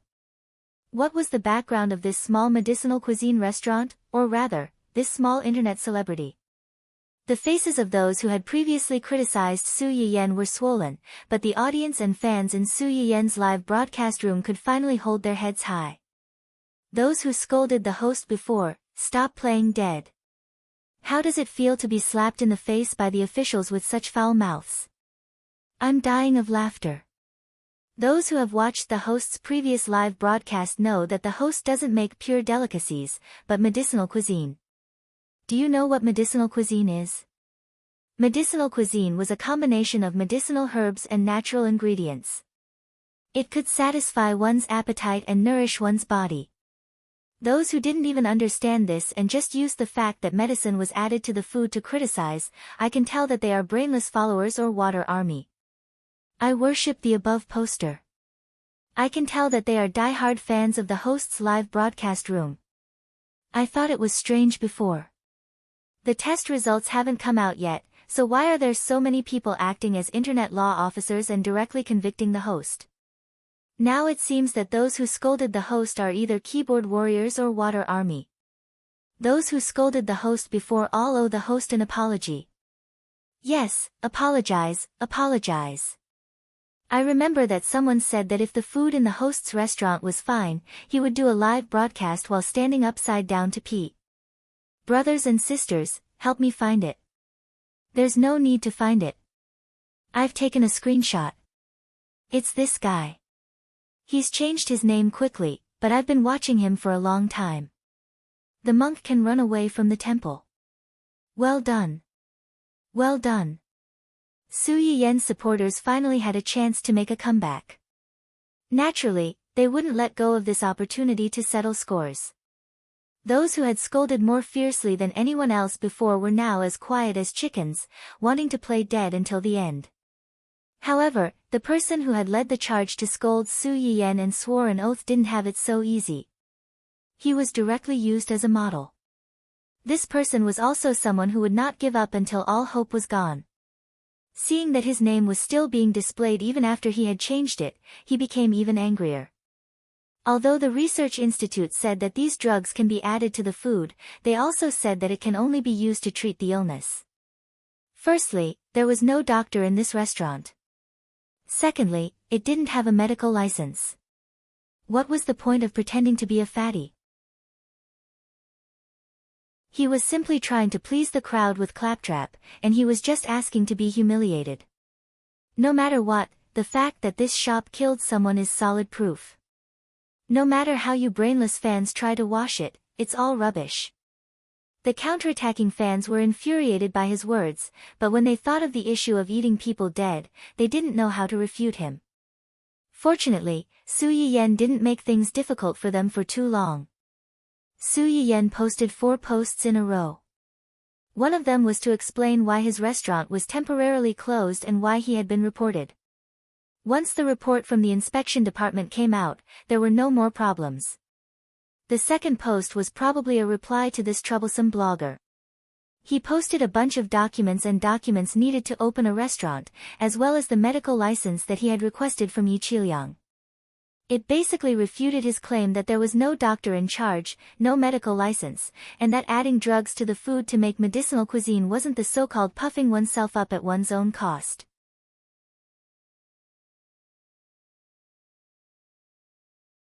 Chapter 401. When the onlookers and even the audience and fans saw this, their hearts also settled down. Just as they were thinking about whether they should throw these proofs at someone's face, they saw a third post. Yan onlooker, regarding the recent frequent incidents of people coming to our shop to cause trouble, here is a summary of the explanation. First, a week ago, a middle-aged woman came to our shop at around 4:30 in the afternoon, claiming that she had eaten a medicinal cuisine in our shop at noon and had a stomachache. She suspected that the food in our shop was not clean and demanded compensation and an apology. Friends who have watched my live stream and come to our shop should know that our shop implements a system of personal reservation in advance. After confirming that the reservation number matches the person's identity, only then can they eat. Our shop staff asked the other party to show their order information and receipt, but the other party refused to cooperate. Helpless, our shop staff could only call the police. After that, we received feedback from the police and found that we did not receive this woman at all that afternoon. Supporting this clarification was the real-time video of the woman coming to cause trouble and being taken away by the police after making a scene, as well as the proof issued by the police after that. It was reasonable and irrefutable. Even if there were still some conspiracy theorists who felt that what Su Yiyan said could be faked, most people still chose to believe it. Next, 3 days later, which is about 4 days ago, a man came to our shop to make a purchase. During the purchase, he claimed that he found cockroaches in the food in our shop. After that, he retrieved the surveillance footage and found that he had brought in the cockroaches himself. The best evidence was the surveillance footage that scared the man away that day. After seeing this video, the keyboard warriors who were still ready to make a move fell silent. This was a proper pig teammate. Finally, 3 days ago, the middle-aged man who claimed that my shop's medicinal cuisine killed people. After the incident, we have investigated his identity and confirmed that he had made 2 purchases in our shop. Many keyboard warriors who had already wanted to give up saw this and their eyes lit up. Immediately, a glimmer of hope rose in their hearts. However, the second half of Su Yiyan's explanation completely annihilated their hopes. According to what he said, his mother, an old lady in her 70s, unfortunately passed away after eating the medicinal cuisine in our shop. There are 2 fatal points to this statement. First, before this, I have repeatedly emphasized that customers who come to our shop will not take orders. I will only make private medicinal cuisine for you. This medicinal cuisine is suitable for your body and can only be eaten by you. You cannot give it to others. Otherwise, you will bear the consequences. This point was highlighted in my previous posts, the precautions outside of the shop, and the flyers in the shop. However, this customer privately packed it and took it away for his family. This makes me very suspicious of his motive. Therefore, accompanied by the police, we went to the hospital where this gentleman's mother's mother passed away. The report clearly shows that the patient's liver has a very serious condition. A month ago, she was issued a notice of critical illness. At that time, the doctor estimated that her internal organs would gradually fail in the next half a month until she died. Many people could not help but burst into an uproar when they saw this. This was an old man who had been given a death notice a long time ago. Now that he was dead, he wanted the restaurant to take responsibility. Wasn't this extortion?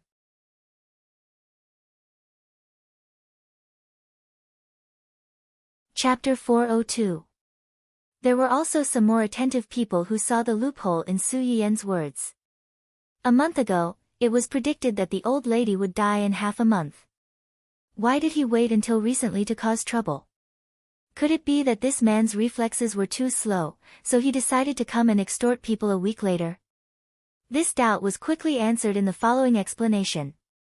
Interestingly, when we were investigating the old lady's cause of death, we accidentally learned from her attending doctor that the old lady's organ failure was due to a hereditary disease in her family.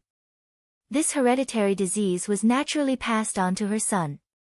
The old lady's condition completely deteriorated a month ago, but not long after that, the old lady's condition unexpectedly improved a little. However, in the end, she still couldn't beat the disease and passed away a week ago. Su Yiyen added a meaningful sentence at the end. After that, we pulled out the records of this gentleman's consumption in our store twice. The first time was 20 days ago, and the other time was half a month ago. This explanation came to an abrupt end, leaving plenty of room for imagination for the onlookers. As it turned out, after obtaining the necessary evidence, anyone could quickly become Sherlock Holmes. A month ago, the old lady who was predicted to die in half a month unexpectedly lived for an extra week. Su Yiyen also said that the restaurant repeatedly emphasized that the medicinal cuisine in the restaurant could only be eaten by the customer and could not be given to others. However, the old lady's son said that the old lady had eaten the restaurant's medicinal cuisine before her death. Could it be that he already knew that he had the same hereditary disease as the old lady and knew that the old lady could eat what he could eat? If that was the case, wasn't the reason the old lady was able to live for an extra week because of the restaurant's medicinal cuisine? Thinking of this, many people couldn't help but suck in a breath of cold air. People said that 1,000 gold couldn't buy a minute and a second. It meant that no matter how much money you earned, whether you were a rich man or a beggar, when faced with death, even 1,000 gold couldn't buy time to let you continue to live. But now, an old man who was seriously ill and on the verge of death had survived for an extra week just because he ate a medicinal meal. Even if this medicinal cuisine couldn't make people immortal, it was enough to let those who were seriously ill and helpless see a glimmer of hope. Some people even boldly guessed that although it was the same hereditary disease, the old lady's illness was definitely more serious than the son's. The medicinal cuisine given to the son had already improved her condition. If the dosage was increased, would it be possible to cure her? This speculation was enough to shock people, but it wasn't enough to stop some people's crazy thinking. The old lady's condition improved not long after the doctor notified her of her critical condition. During this time, her son did consume the medicinal cuisine at the restaurant. It was very likely that she had eaten the medicinal cuisine this time. Then, what about the medicinal cuisine for the second consumption after half a month? Did the old lady eat the medicinal cuisine this time as well? Then why did she still die? Was it that she didn't eat it? But if she didn't eat it, where did the medicinal cuisine go? Or rather, who ate it? The answer was obvious. To enjoy to eat to the end, and then he.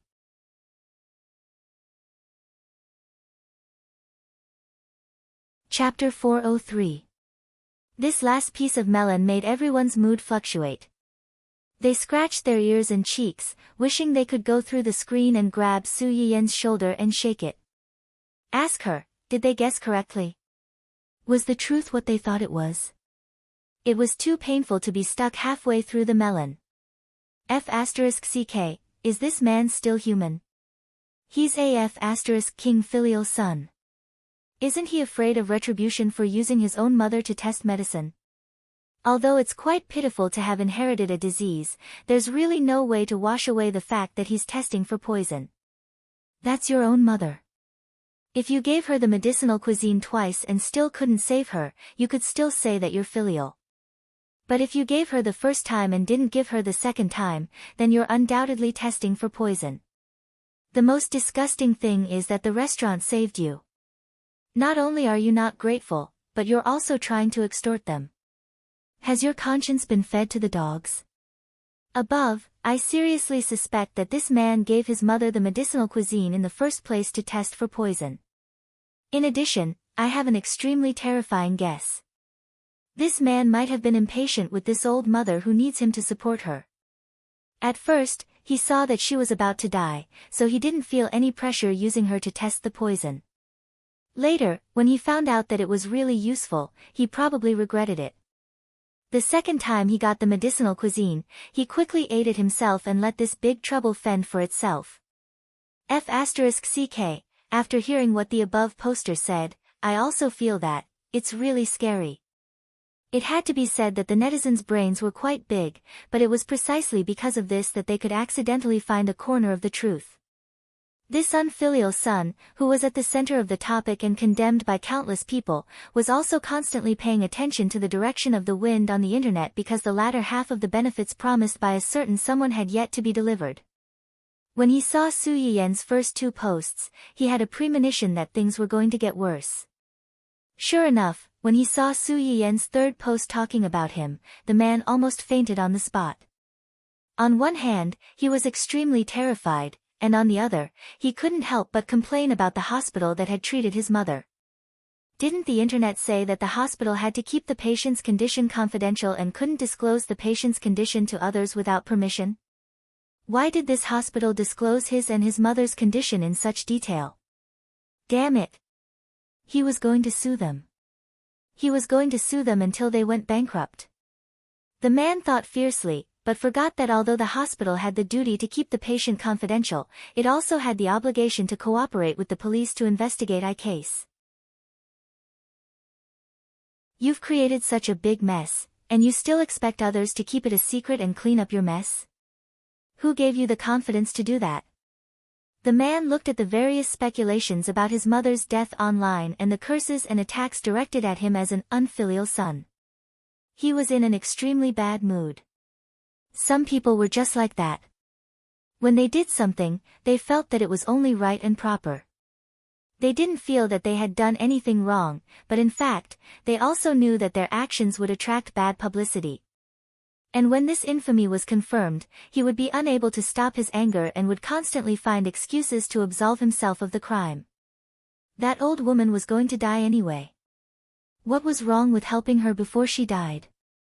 He was her biological son. Wasn't that what she should do?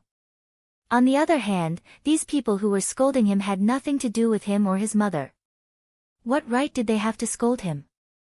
They didn't need these outsiders to meddle in their family affairs. The man was full of dissatisfaction and anger, but in reality, it was just to hide the fear and uneasiness in his heart. He didn't dare to imagine what would happen if his neighbors found out about this. What would they think of him? How would he live in the future?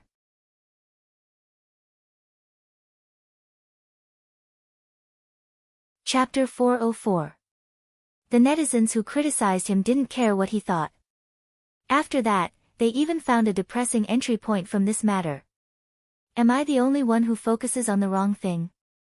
Am I jealous of this scumbag of a son? I've already made reservations in the streamer's restaurant several times, but they were all months away. This person not only made an appointment, but also made 2 reservations in a month. I'm so jealous. Yes, I'm jealous too. My family's internet wasn't good before, so I couldn't make a reservation for the streamer's medicinal cuisine. Now it's actually half a year later. Woo, I strongly request the streamer to increase the number of reservations. I strongly request the streamer to improve the limit function. For example, a single person can only make a reservation once a month. Give the masses a chance to live. This message quickly received countless likes and occupied the high ground of the comment section. This time, those who had made reservations, or even made reservations several times, couldn't take it anymore. Why? Whether you can make a reservation or not depends on your own ability. Isn't it natural that you're late and are at the back of the line? Why should we make way for you? Yes, you're the only one who needs the streamer's medicinal cuisine. Don't we need it? I hate this kind of weak and reasonable tone the most. If you can make a reservation, then make an appointment. If you can't make a reservation, then shut up. You even want the streamer to give you the green light. Do you think you're the streamer's staff? Both sides thought that they were right, and they were on the verge of exploding into a heated argument. Fortunately, Su Yiyan didn't let them argue for too long. Soon, he brought another big melon and let them join the melon-eating team again. They forgot about their jealousy. Yen, regarding the events of the past few days, I'd like to make a summary statement. Our company has filed a lawsuit against the rumor monger XXX for the crime of blackmail. In addition, we've also sued everyone on the list below for the crime of wantonly spreading rumors and leading public opinion to attack the reputation of our restaurant. Finally, regarding Man Lu Xiang's boss, Lu Dachui, bribing our customers, maliciously spreading rumors, slandering, and even reporting our restaurant, our company has filed a lawsuit against Lu Dachui and Man Lu Xiang, and the relevant departments have accepted it. Smile. JPG, this bombshell directly blew up the melon-eating audience who were watching the show with relish. They could understand the first two cases, but what about Man Lu Xiang and Lu Dachui? Vicious competition. The streamer and Lu Dachui, or Man Lu Xiang in dining hall. Then, he looked at the pile of evidence at the bottom. There was Lu Dachui bribing the internet water army, communicating with the three troublemakers, paying them to tarnish the reputation of the restaurant, causing trouble to claim compensation, and screenshots of the three troublemakers' bank accounts. Lu Dachui even proudly showed off his intelligence to his employees, saying that he had only used a little trick to ruin the reputation of the restaurant. He even said that he would see who would dare to steal his business in the future. After listening to the audio, how could everyone not understand what had happened a few days ago? Many passers-by who had been led astray to become keyboard warriors also realized that they had been used as a tool. The anger and shame of being fooled were all directed at the black-hearted businessman, the culprit behind all of this. In an instant, the positions of Lu Dachui and his restaurant, and Su Yiyan and her medicinal cuisine restaurant, suddenly reversed. They became the sacrificial lambs for a new round of online criticism. Su Yiyan and her medicinal cuisine restaurant not only washed away the dirty water that had been poured on them previously, but they also gained a lot of sympathy and pity by stepping on Lu Dachui.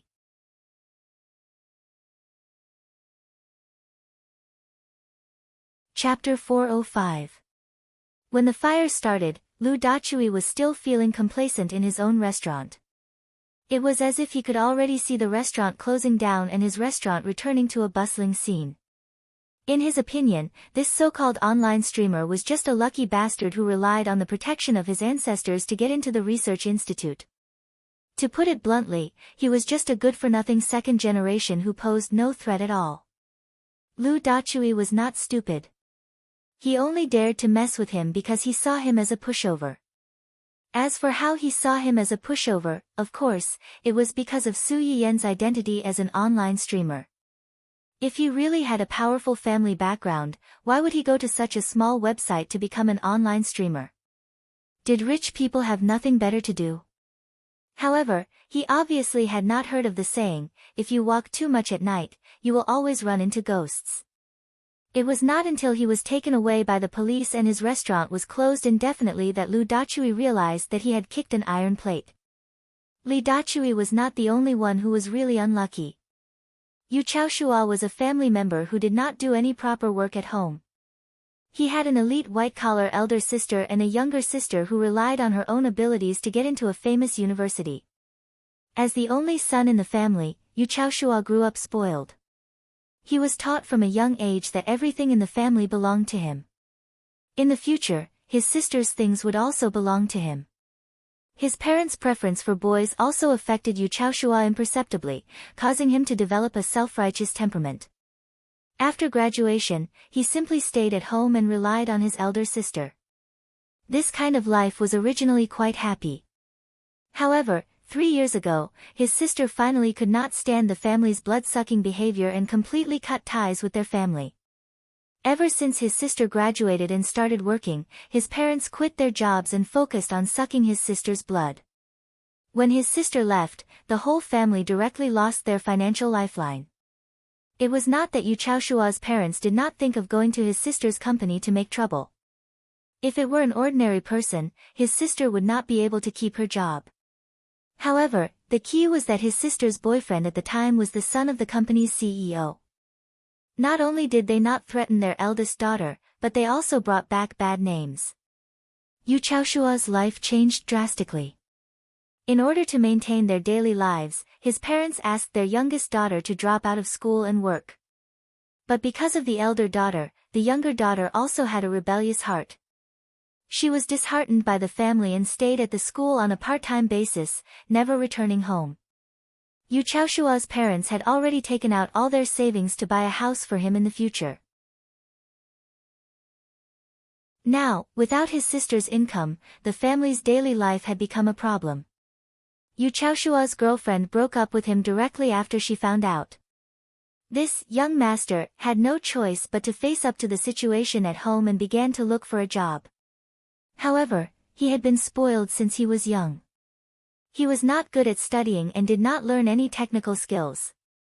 They could only find some physical work, but they found it too tiring. Every time, they would quit after a few days. They couldn't even get their previous salary. Since his life was not going well, he could only become a keyboard warrior on the internet. He kept cursing those glamorous stars and successful people to vent his dissatisfaction and depression. Who would have thought that his actions would create a notorious nickname that everyone in the entertainment industry knew about?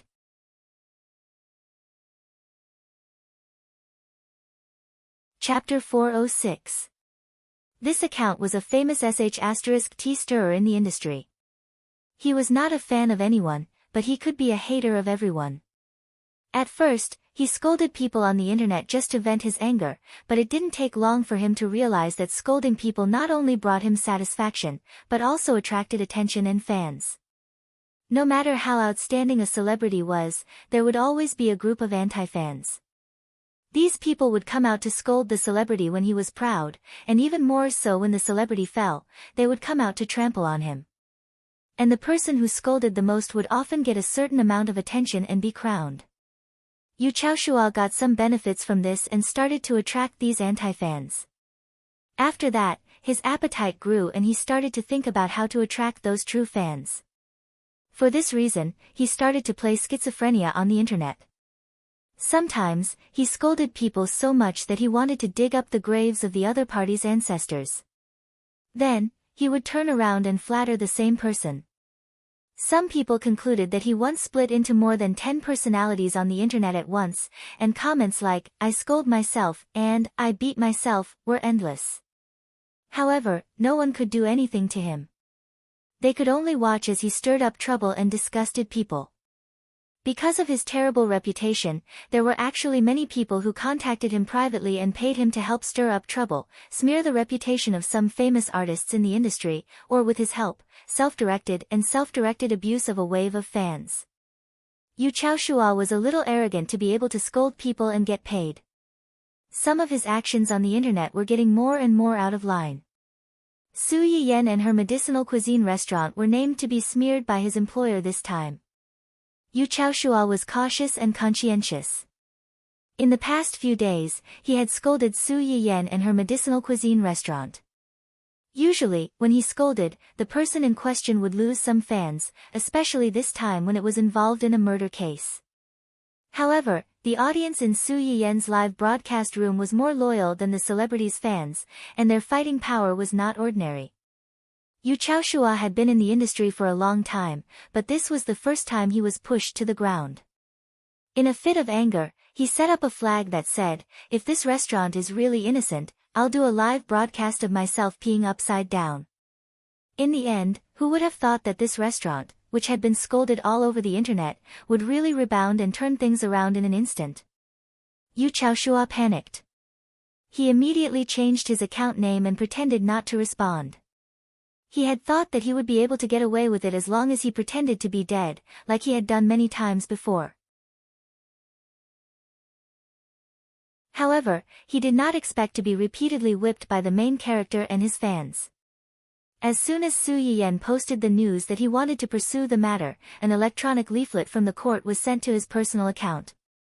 Only then did Yu Chaoshua panic. He paced in circles while cursing Su Yiyan and the fans who spoke up for Su Yiyan. She was indeed a fan who followed the lead of the show. She was so petty. He had only scolded her a few times, but she was so calculative. What a slut. However, no matter how much he cursed, he couldn't change the outcome. What he thought was fine was completely shattered the moment the police came to arrest him. After learning that his employer was suspected of malicious business competition, and because he accepted the other party's order and took the other party's money, he was also involved in the case. If the victim really wanted to pursue the matter, it was very likely that she would go to jail. Yu Chaoshua's legs suddenly turned to jelly, and his parents cried their hearts out. They had given birth to 3 children, and 2 of them had good prospects and were strangers to them. They had ruined themselves by doting on them like pearls and treasures. In the end, they paid the price for their failure in raising their children.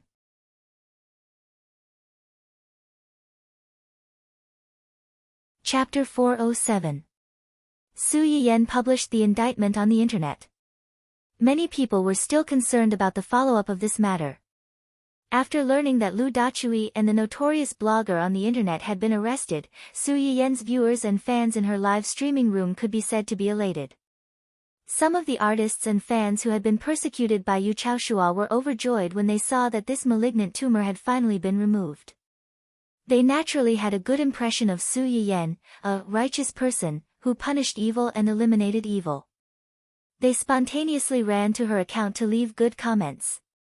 When Su Yiyan logged in again, she found that her live streaming account had suddenly increased by millions of fans overnight.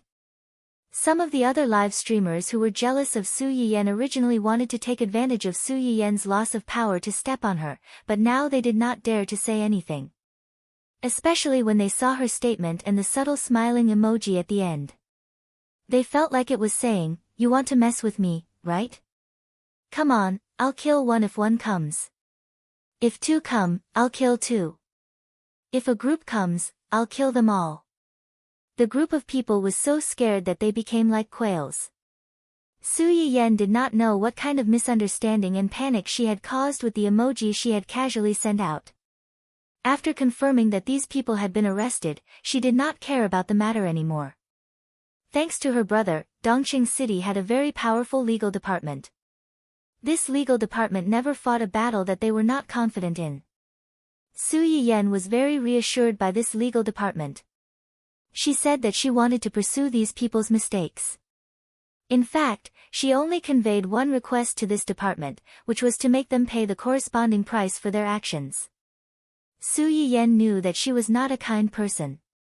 Since these people had already stepped on her nose and stepped on her face to bully her, there was no reason for her to swallow her anger. Lu Dachui, the mastermind, would definitely not be able to escape. She might not be able to do anything to the man who came to her door to extort money, but she could not let him off so easily from a legal point of view. This could be considered as killing the chicken to warn the monkey. With him as a precedent, if anyone wanted to extort money from her family in the future, they would have to think twice about whether they could survive their punishment. The same logic applied to the blogger on Weibo. Yu Chaoshua was not the only blogger that Su Yiyan was pursuing this time. These people all had a few things in common. He had a foul mouth and had a certain number of fans and influence. Furthermore, he didn't have a good reputation in the industry. It was obvious that he was someone who would do anything for money. Catching such a person and killing him as an example would not only deter those disgusting people with impure thoughts, but it would also make the other victims happy. It could be said to be killing 2 birds with 1 stone. It's all settled. Su Yiyan turned around and saw that Hu Chenhuan had appeared not far behind her. Her eyes lit up, and she took the initiative to step forward. Why are you here? Uncle Zhang said you were here. Hu Chenhuan took the initiative to hold Su Yiyan's hand and repeated her previous question. Have you solved everything? Yes. Su Yiyan nodded hurriedly. It's all settled. This time, I have to thank the employees in the company who helped me. I'm going to postpone the opening of the restaurant for 2 days and specially arrange 2 days to make medicinal cuisine for them to thank them for their help this time. Since the test results were out and there were no major problems, this meant that Su Yiyan's medicinal cuisine restaurant could reopen at any time. Originally, this restaurant was only known by a portion of the live stream viewers and the patient's family members. Now that Lu Dachui's incident had completely increased the restaurant's popularity.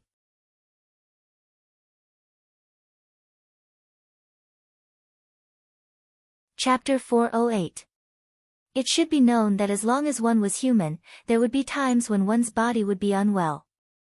The medicinal cuisine in Su Yiyan's restaurant was known to treat illnesses and recuperate the body even if one wasn't sick. Now that the testing department had given such eye-catching data, in addition to the personal experience of a seriously ill elderly patient, they could clearly see the magic of medicinal cuisine. How could they not be moved? Before this, because there were too many people calling the restaurant every day to make an appointment, Su Yiyan simply let the person in charge of the front desk register a public account and release 200 people at 10 o'clock every day for a fixed number of people to come and fight for. A few days ago, when the restaurant was closed, this small program was also closed. At this time, many people on the internet were clamoring for Su Yiyan to reopen the restaurant and reopen the reservation program. However, Su Yiyan didn't intend to strike while the iron was hot and immediately reopen the restaurant.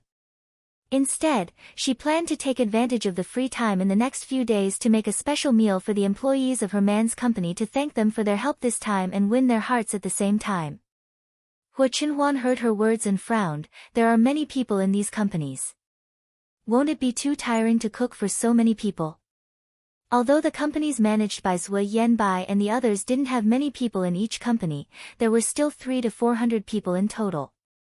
This time, when they heard that they were going to help Su Yiyan, all of them tried their best to get familiar with Su Yiyan. Su Yiyan said that she wanted to make medicinal cuisine for the employees who helped her, so everyone in these companies would have to line up. Su Yiyan was slightly startled and smiled faintly. Why would I be tired? At most, I'll help them take a look. The details are still done by the employees in the restaurant. Hu Chenhuan's frown didn't relax because of this. Su Yiyan also seemed to think of something and looked embarrassed, but your concerns aren't unreasonable. Before, I promised that the employees in the restaurant would have employee benefits. Although the companies managed by Yanbai and the others were founded by you, they are now under my name. In that case, these companies are also my companies, and they are also my employees. The new employees in East City were all brought in by me using employee benefits. If they don't have such benefits, wouldn't they think that I'm biased? Su Yiyan's words unexpectedly calmed down Hu Chenhuan's mood, making his tense expression relax a little.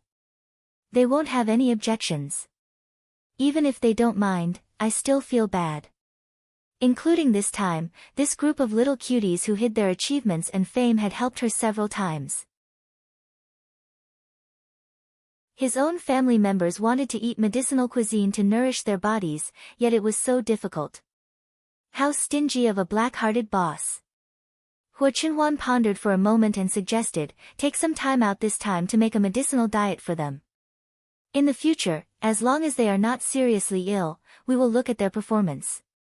Once a week, 1 team per department. The best performing staff will be rewarded. Su Yiyan blinked and quickly understood the meaning of Hu Chenhuan's words. She laughed and scolded, you are a profiteer. This rule was like a carrot dangling in front of a mule. If it was done well, they wouldn't have to line up to eat the medicinal cuisine that they dreamed of. In the future, wouldn't the employees in each department have to grit their teeth and strive for performance? Under such an atmosphere, why would he worry that the company couldn't make money? It was obviously an indirect move to squeeze the employees. In the end, these employees might be grateful to him, the black-hearted boss, and praise the company's benefits. Calling him a profiteer was not wrong at all.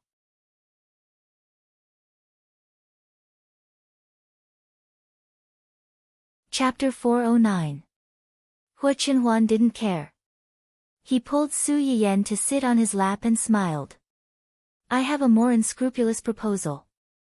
Do you want to hear it? What? In a month or two, it will be the annual recruitment day. In the past, the company would add some new blood, but there weren't many who really met the requirements. This year, with the benefits I just mentioned, we might be able to recruit some unexpected talents. Hua Qinhuan wasn't exaggerating. Although there weren't many people in these companies, most of them were elites in the industry. They could quickly take over the work as soon as they entered the company and did practical work. Because of this high threshold, even if the company's benefits had always been better than other companies in the industry, they might not be able to recruit many new people in a year. Now that there were benefits that other companies couldn't have, there might be a small explosion of surprise in this year's recruitment. Su Yiyan was stunned. She said with anger and amusement, "Your reaction is fast. Seeing that I used this condition to attract the company's artists, you immediately used the family's company. You really are an unscrupulous businessman who has been in the business world for many years." Hua Qinhuan didn't refute. He just looked at her with a faint smile and asked, "You don't like unscrupulous businessmen?" Su Yiyan wrapped her arms around his neck.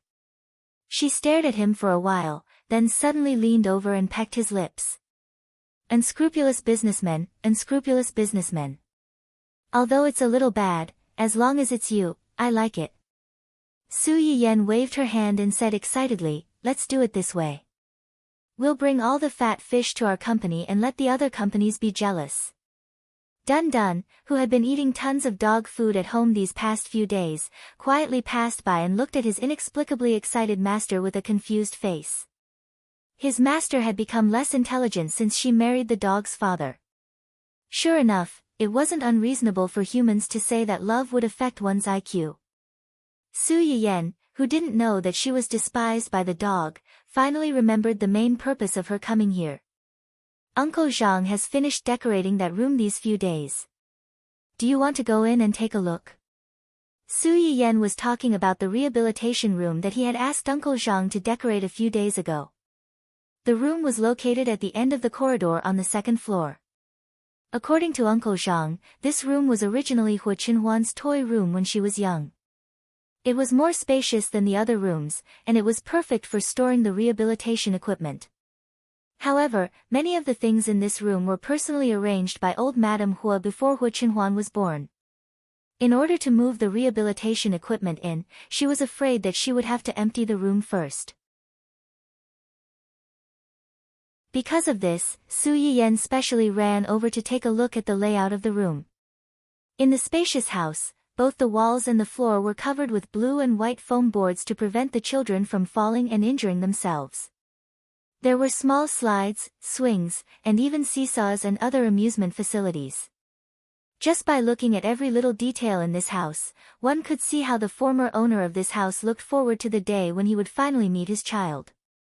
Su Yiyan learned from Uncle Zhang that ever since Hua Qinhuan's parents passed away, he had never entered this room again. After asking this question, her heart was in her throat. Fortunately, Hua Qinhuan was only silent for a few seconds before she answered in a hoarse voice, "Okay."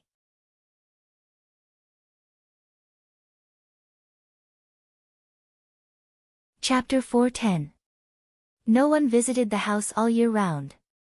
Even if someone was in charge of cleaning, it was inevitable that the house would be less lively. Especially at this moment, the toys that were full of memories in the house had all been moved out and replaced with cold rehabilitation equipment, which made the house look even more deserted. Su Yiyan had been paying attention to Hua Qinhuan's reaction since she entered the house. Seeing that he didn't show any signs of rejection except for being a little absent-minded, she was slightly relieved. "I've asked Uncle Zhang to move the things in this room to the next room. When you're better, we'll move them back." Hearing this, Hua Qinhuan's expression changed a little. He shook his head and said, "No need." "Why not?" She's gone. Hu Qinhuan's slightly lowered eyelashes trembled. And, I'm not a child anymore. You're not, but there will be other children in our house in the future. Hu Qinhuan was stunned and realized the meaning of Su Yiyan's words. His voice became hoarse. Other children. Su Yiyan's small face blushed slightly. She lowered her head slightly to avoid his eyes. There will always be. What responded to her was a long silence in the house. Just when Su Yiyan thought this was over, she suddenly heard Hu Qinhuan's low laughter. Su Yiyan's whole body trembled, and a touch of bright red floated to her cheeks. This embarrassment didn't last long. Su Yiyan took a deep breath and leaned next to Hu Qinhuan's wheelchair. She gently held his hand and brought the topic back to the beginning. Your mother must be a very gentle and warm person. The smile in Hu Qinhuan's eyes didn't disappear. He softly corrected her, she's our mother. Yes, our mother. Hu Qinhuan was silent for a moment and suddenly gave a surprising answer, you're very similar to her. Su Yiyan was shocked. How so? In fact, until now, she only knew that Hu Qinhuan had liked her for many years, but she didn't know when he fell in love with her or why he loved her so much. Hearing his words, Su Yiyan's heart skipped a beat, and a particularly melodramatic thought unconsciously appeared in his mind. Could it be that this guy had some kind of Oedipus complex and saw that she resembled his mother, so he transferred his affection to her and fell in love with her? You're right. She's very gentle and warm. In my eyes, you are the same. Hu Qinhuan took Su Yiyan's hand and kissed it. Mom is Dad's light, and you are mine.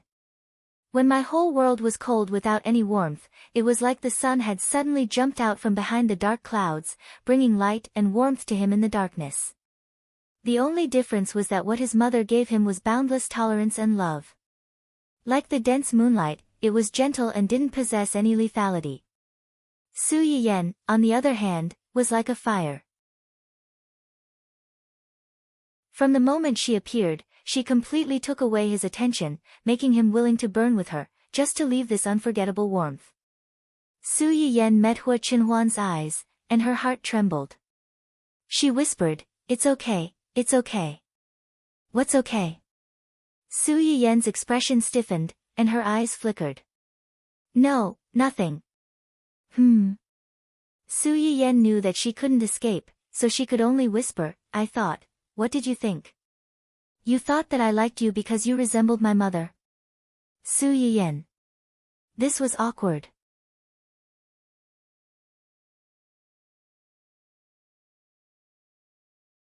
Chapter 411. When Hu Qinhuan saw her reaction, he already had an answer in his heart. He bent his finger and gently knocked her head. He really didn't know whether to be angry or laugh. What are you thinking about in that head of yours? Su Yiyan knew that she was in the wrong. She blushed slightly and didn't defend herself. Her eyes unconsciously drifted to the several rehabilitation facilities in the room. Since you're already here, do you want to try it? I think the things that Uncle Zhang found are pretty good. Practicing more should be good for your recovery. The expression on Hu Qinhuan's face was slightly stiff. He didn't speak for a long time. Su Yiyan stood in front of him. Her hand was raised in the air, but it wasn't held for a long time.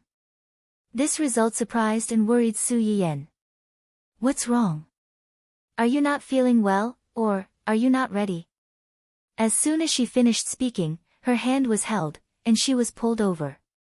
Su Yiyan wasn't prepared. She was pulled over in an instant and sat on Hu Qinhuan's lap. She was facing him, and it looked like he was holding her in his arms. Qinhuan? Give me a little more time. His deep voice sounded beside her ear, and his breath also pounced on her ear, tickling her and bringing with it some heat. Su Yiyan's small face was slightly red. She said somewhat apologetically, it's okay. I was too anxious. You can take your time. When Hu Qinhuan heard her say this, he pursed his lips. After a while, he said, I will cooperate, but I don't want to do it in front of you. Su Yiyen was stunned for a few seconds before she understood the meaning of Hu Qinhuan's words. Hu Qinhuan's leg had been injured for a few years. If he wanted to walk like a normal person, he would have to suffer some pain. Su Yiyen wanted to spend this time with him, but Hu Qinhuan had his own considerations. As a man, he hoped that his image in Su Yiyen's heart would always be lofty, calm, and omnipotent, and not a pitiful person who would become embarrassed and miserable because of pain and discomfort. Su Yiyen was silent for a long time. In the end, he chose to respect his decision and whispered, "Okay, I'll wait for you. I'll wait for you to stand up and walk in front of me." 2 days later, Yu Zian, Gu Xiaoyang, and their employees finally got to eat the boss's wife's medicinal cuisine that they had been longing for. Needless to say, after eating this medicinal diet for a period of time, the complexions of the employees of these companies were ruddy, and their entire appearance had undergone a huge change. This was especially true for the programmers in the technical department. After the balding situation had significantly improved, it was as if they had ushered in a second spring in their lives. Just as everyone was marveling at the miraculous medicinal cuisine and secretly thinking about when they could ask their boss's wife to give them special treatment again, Yu Zian and the others accurately conveyed the reward rules that Hu Qinhuan had personally set to every employee. All of a sudden, the employees of these companies were in an uproar. They looked at their colleagues with burning eyes. The employees with the best performance would be able to eat the medicinal cuisine personally made by Mrs. Hu once a week. Boys and girls of the society would never admit defeat. For this reason, the work efficiency of the employees of these companies rose sharply that month, which led to the real-time income of the companies to double.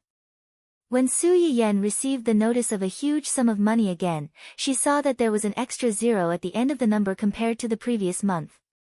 She couldn't help but curse again, "Profiteer."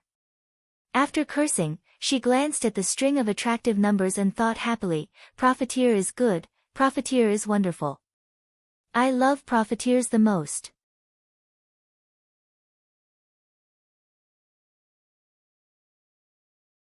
Chapter 412. Shortly after the malicious business competition incident, the carnival opened again, which was unprecedented. Some of the patients' family members even went to the store in person, trying to find out who the mysterious store manager was by indirectly asking the staff for information. The things in the store were solved, but there were still many things waiting for Su Yiyen to deal with in Dongqing City. Luo Weibing persisted to the last day of the contract period in the original agency. Under the dissatisfied and angry eyes of his agent, he completely terminated the contract with the original agency. When I left, Chang Pu's face was very ugly, as if he was going to eat me alive. I'm worried that he will make trouble in the next few days. Luo Weibing's mood was complicated for his agent. When he was in the most difficult time, it was this man who found him, brought him into this strange circle, and gave him a meal. But it was also this man who almost pushed him to the point of no return. He owed him a favor, but he had been working for him all these years, and the benefits he brought to him were enough to repay the original kindness. It doesn't matter. It's okay for you to part on good terms. If he dares to hurt you, our Dongqing City is not easy to mess with. Su Yiyen didn't have a good impression of Luo Weibing's former agency, especially his former agent. If they really dared to mess with the people of Dongqing City, she would not be surnamed Su if she didn't bite off a piece of meat. How is Chi-Chi these days? Luo Weibing's sister's full name was Shuesiki. Su Yiyen began to treat her a week ago. Because her situation was a bit serious, it was an emergency. She needed to take some medicine for a while, and then eat a medicated diet to recuperate. Simple Chinese medicine was not the same as medicated diet. It was bitter and fishy. Adults might not be willing to drink it, let alone children. But the little girl was unexpectedly well behaved. Whether she was pricked or drank the medicine, she didn't cry once, and even comforted her brother. She was also very kind to the little sister who pricked her and made her drink the bitter medicine. She would softly call her sister Su Yiyen and say thank you to her. She was so sensible that it made people's heart ache. Who didn't like a lovely baby? Su Yiyen was no exception. They had only met a few times, but she had already fallen in love with this little sister. At the mention of his sister, Luo Weibing's face softened a lot. He smiled and said, "She's much better now. She's much more energetic these days. I don't know if she's short of breath or short of breath. When I went to see her yesterday, she looked much better and could eat by herself." That's good. However, he still has to continue taking the medicine for a while. Children are weak and need more nourishment. Luo Weibing hurriedly nodded, "I will keep an eye on her." Su Yiyan knew that Luo Weibing cared about his sister more than anyone else, so he didn't say anything more and pushed a document in front of him. "This is, the company accepted a new advertisement for you. Game." Luo Weibing glanced at the first party and was surprised. Although there was no lack of artists in the industry who endorsed games, compared to this, most artists obviously preferred to endorse electronic products or luxury products like jewelry. Luo Weibing's first reaction when he saw this endorsement contract was that the big boss signed him into the company and started to do it. But the next second, Su Yiyan's words completely put his guess out of the window. Yes, game endorsement, the first spokesperson of holographic games since ancient times. It should be worthy of your current position, right?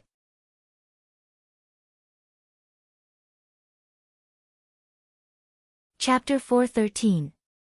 Holographic game. Luo Weibing's eyes shrank slightly. He was a little confused by this news.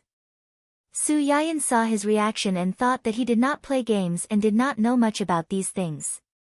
She explained, "To put it simply, you only need a gaming capsule or even a gaming helmet to put you in the game scene as if you have really become a game character. In addition to not getting hurt or dying, it's like trying a second life that is completely different from reality." Luo Weibing was stunned and hurriedly said, "I know what a holographic game is, I just surprised that this kind of thing that only existed in people's imagination before can become a reality." "A little bit. Then this advertisement, I'm willing to take it." Su Yiyan was not surprised by this answer. "That's good. By the way, you have a partner in this advertisement." "Partner? Who?" "Xue Kaiwei." Luo Weibing was stunned and felt a little guilty after he reacted. A few minutes ago, he suspected that Xue Kaiwei signed him into the company and revealed the face of a capitalist. She would start to harm him for money. As a result, not only did Xue Kaiwei not do this, but she also gave him a good resource. She even lent her own movie queen to help him fight the first battle after transferring to the company. In the final analysis, he gauged Xue Kaiwei's heart with his own mean measure. "Xue Kaiwei has been accepted. Considering that I'm not sure if you two have any unpleasant history before, I came to confirm it with you first. Can you accept to take this advertisement and partner with her?" Su Yiyan didn't have the habit of forcing others. Such a good resource was given to anyone. If the two couldn't get along with each other and made a lot of things during the shooting and even after, wouldn't she, as the boss, have a hard time? Yes. With such a considerate boss, Luo Weibing finally settled down and nodded. "I cooperated with her once before, but I didn't have much contact with her and we didn't have any conflicts." "Then it's settled," Su Yiyan said and seemed to think of something. "In addition, the company is going to invest in a Xianxia movie based on the background story of this holographic game. When I think about it, I'll just let you two play it. Do you have any intention?" It had only been an advertisement and the movie had already been scheduled. His new boss was really swift and decisive. If it were an ordinary person who had just changed companies, it would be the time to express their loyalty to their boss. If they were given resources right away, they would definitely be grateful, not to mention rejecting them. But Luo Weibing wasn't sure what kind of movie it was and whether the script was good or not.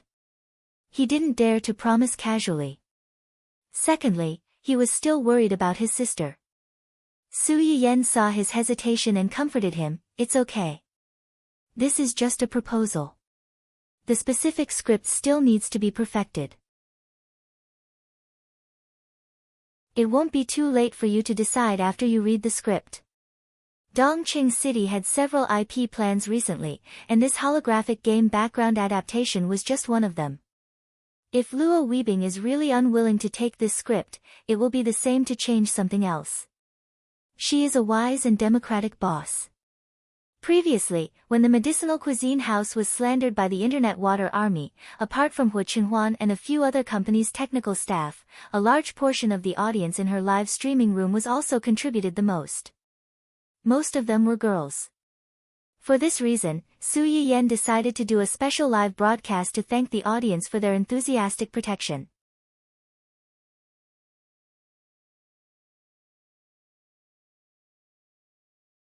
Chapter 4:14. The female viewers in Su Yiyan's live stream went crazy with joy. Am I hallucinating because I'm too tired these days? The streamer is actually going to make a special medicinal cuisine for our female compatriots. Sob sob sob, I've been waiting for this day for so long.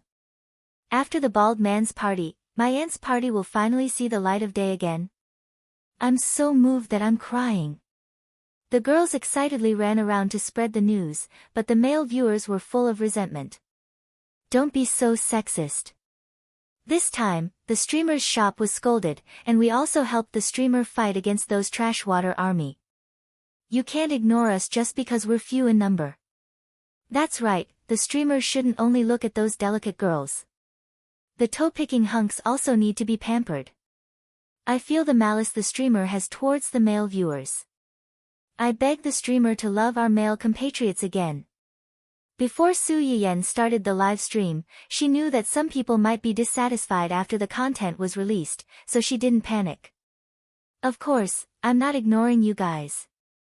It's just that there are more female compatriots, so I'll take care of them first. When there's a chance next time, I'll make another batch of medicinal cuisine related to male compatriots. After Su Yiyan said that, the male viewers who were screaming miserably on the screen finally quieted down and focused on watching the live stream. The female viewers were more concerned about whether Su Yiyan's live stream today would involve menstrual pain. After all, many of the female viewers in Su Yiyan's live stream were attracted by the two female bloggers in the first place.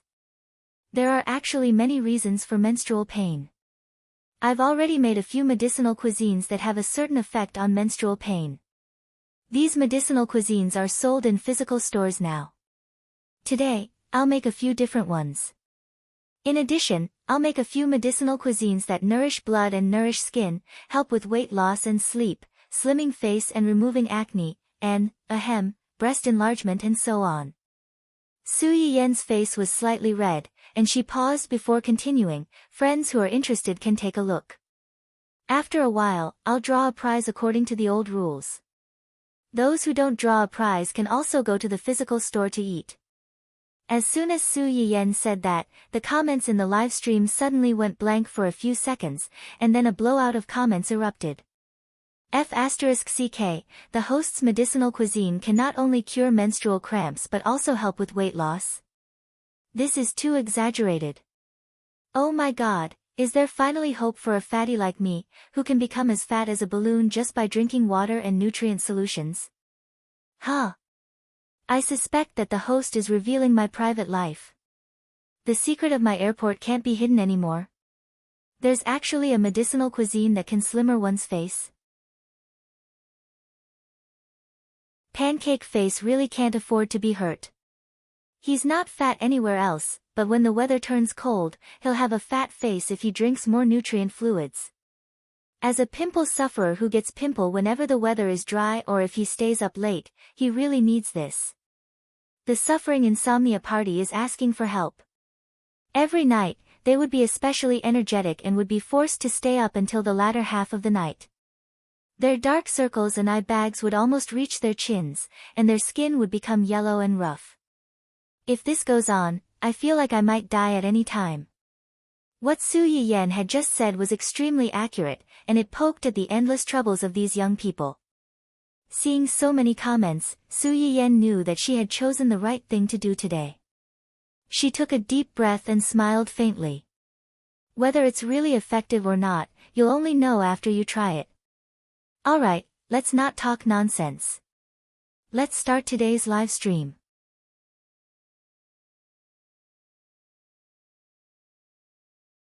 Chapter 4:15. The discussion on the screen continued to pass by, but Su Yiyen had already focused on the medicinal cuisine she was going to make today. Today, I'll make a few soups, a few porridge, a few stir-fried dishes, and desserts and juice. As soon as Su Yiyen's voice fell, many viewers in the live broadcast room couldn't help but swallow their saliva, as if they could already imagine how delicious these things would be when they were made. The soup will take a long time. Let's make the soup first. The first dish Su Yiyen made was fragrant tofu loach soup. Tofu could not only detoxify, but also moisturize the skin. It was good for the skin for girls to eat more. Loach was not only antibacterial and anti-inflammatory, but also could help to remove acne marks. With some fragrant tofu, red dates, and broth, it could not only nourish the liver and improve qi, but also beautify the skin. The second soup was wolfberry leaf pig liver soup. Su Yiyen had previously made wolfberry leaf porridge with wolfberry leaf, and pig liver. Wolfberry leaf was not used in this soup, but astragalus and radix polygonatum. These two herbs nourished the liver. Not only could it improve the eyesight, but it also had a significant effect on dark circles, bags, and other problems. The last dish, tremella, papaya, and cushion carp soup, was a little more troublesome. First, the fish needed to be fried, then the tremella, papaya, and some red dates were added into the pot to stew. Tremella was a particularly nourishing Chinese herb for girls.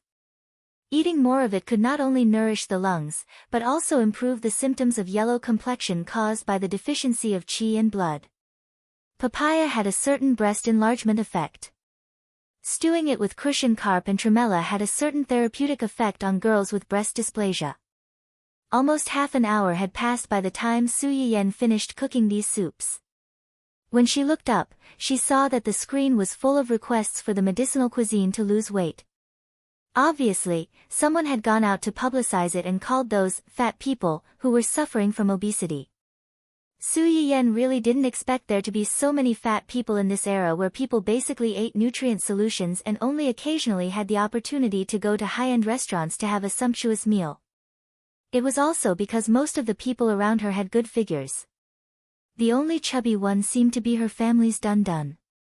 This little fatty had been eating well for the past few months, so he had gained a lot of weight. Now, he was already a solid ball. Occasionally, she would feel her hands getting sore from carrying him for too long. It was not a good idea to continue being so fat. It seemed that he had to control its diet. Dun-Dun, who was inexplicably implicated and about to face a reduced meal. Sure enough, now that he had a little fairy, he didn't want this big treasure anymore. Even his rations had to be deducted. It was really too difficult for him. The soup is ready. Since everyone is curious about the diet, let's make a few diet dishes. The first one was black rice, red bean, and coconut porridge. Red beans had the effect of slimming. Eating red beans could not only replenish blood, but also slimmer face and slimmer legs. Moreover, red bean porridge can be eaten as a staple food. It's easy to fill your stomach, and under the premise of slimming down, you won't go hungry. To lose weight, one did not have to diet like those celebrities who needed to lose weight in a short period of time. Eating some food that could fill one's stomach but was not high in calories could also play a certain role. However, the effect was often not immediate and needed to be sustained for a period of time. This meant that the person needed a certain amount of endurance and self-control to not eat anything else while eating these foods.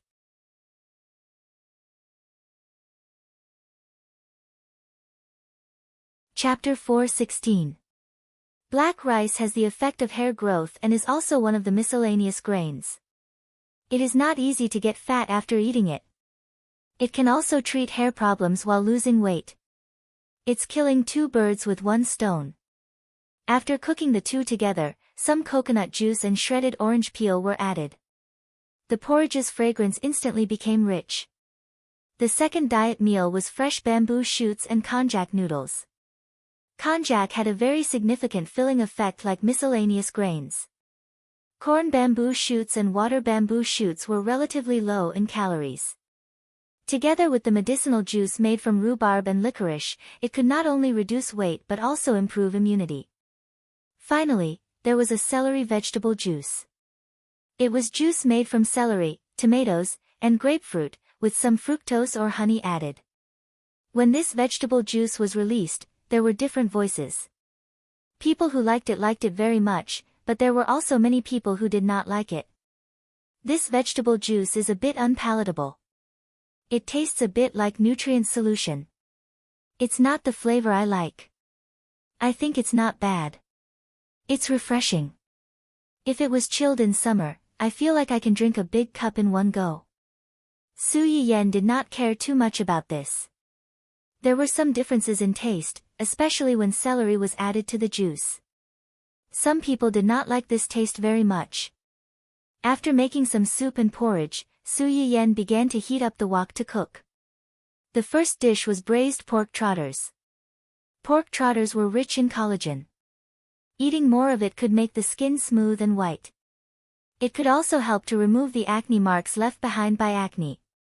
Before this, Su Yiyen had simply processed the pork trotters. He blanched them once and marinated them with soy sauce and cooking wine for half an hour. It was just ready to be put into the wok. The previous few soups and porridge were slow stews. They had to be simmered slowly to bring out the fragrance of the food. This dish was different. As soon as it was put into the wok, a fragrant smell floated out. After seasonings such as star anise and cinnamon were added, it was as fragrant as the previous braising ingredients. It caused a heated discussion as soon as it was taken out of the wok. I have seen pork trotters in high-class restaurants before. They are usually used to stew soup. My mother ordered it once. I took a bite out of curiosity and felt that the taste was a bit strong. I always felt that it was not clean and did not particularly like it. But the host's pork trotters are really amazing. The unpleasant smell is not mentioned. It's especially chewy and flavorful. I feel like I can eat a lot of white rice with this. This pork trotters taste a bit similar to the braised food the host made before, but it's especially chewy. Especially the juice in it. It's mixed with noodles and rice. A. Steaming. D. When Su Yiyen made the pumpkin cup, he did not peel off the outer skin. Instead, he engraved a slightly complicated and beautiful pattern. It made the originally ordinary pumpkin cup inexplicably eye-catching. The steamed pumpkin was soft and tender. Paired with the refreshing lily, it was really good-looking and delicious. It captured the hearts of many girls in an instant.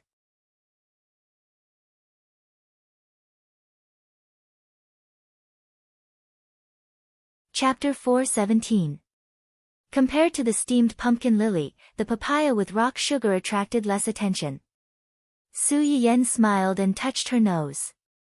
She was a little embarrassed as she said, "Papaya has the effect of moisturizing the lungs, relieving coughing, and digestion. It can also enrich the breasts. Girls who have problems in this area can try to make some at home. As you just saw, it's not difficult to make." As soon as Su Yiyen said this, the messages on the screen suddenly went blank for a few seconds. Then, a few sparse messages flashed past. From the words, one could feel their cautiousness. "I feel like I shouldn't talk at this time. If I do, I'll be exposed. Even if you don't say it, you're still a good friend, I'm not talking anymore. I'm going to look for papaya and rock sugar. Although I don't like papaya very much, but everyone had a tacit understanding of what was omitted after the ellipsis. No one pointed it out." Su Yiyen coughed softly and drew everyone's attention back to her. "Okay, let's do the lucky draw next. We'll draw one lucky audience member for each item." The lucky draw in the live broadcast room had always been very fast. In less than 5 minutes, the winners jumped out one by one. Su Yiyen glanced at it and suddenly realized that something was wrong. Ever since the last lucky draw, she accidentally discovered that some male audience members deliberately registered female accounts to compete for the lucky draw slots. After taking advantage of this loophole, Hu Qinhuan asked Yu Zian to make some small changes to the user accounts. Now, whether the audience members in the live broadcast room left a message or were selected from the lucky draw, there would be a small sign in front of the name that indicated the user's gender. At a glance, people could tell whether the user was male or female. Moreover, the gender on the website account had to be the same as the gender on the registration certificate. Otherwise, it wouldn't be approved. At this time, Su Yiyen saw an account with a male name in the group of female accounts. She blinked in surprise. What's going on? Ming Ming Ruin. This audience member with the ID, Ming Ming Ruin, did you click on it by mistake? If it were other medicinal cuisines for sleeping, weight loss, and black hair, it would be fine. However, this audience member just happened to get rock sugar papaya. Could it be that he also needed? Su Yiyen had a flash of inspiration in his mind. He suddenly grasped a corner of the truth. He had to have a big chest. The other spectators also noticed this and began to manually at this male compatriot who had mistakenly entered the country of women to quickly hand over the medicinal cuisine. Hey, there's a man here. Sisters, quickly catch him and make him hand over the food. Ming Ming Ruin, brother, did you accidentally click on the wrong button? Didn't the streamer say she was going to cook for her female compatriots? Ming Ming Ruin, taking a closer look, this person seems to have drawn. Cough cough, you really don't need this. It would be a waste to take it. Hurry up and hand it over. Can I buy it with 5,000 coins? Ming Ming Ruin, 5,500, come over here and take a look at me. Ming Ming Ruin, 6,000, no more. Ming Ming Ruin, 6,600. That's an auspicious number. 7,000, a good condemnation suddenly turned into a live auction.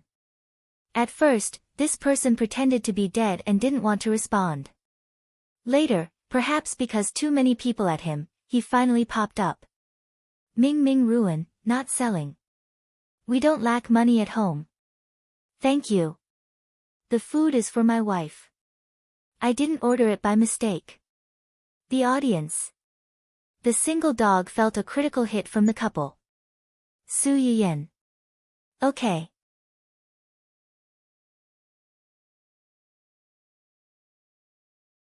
Chapter 418.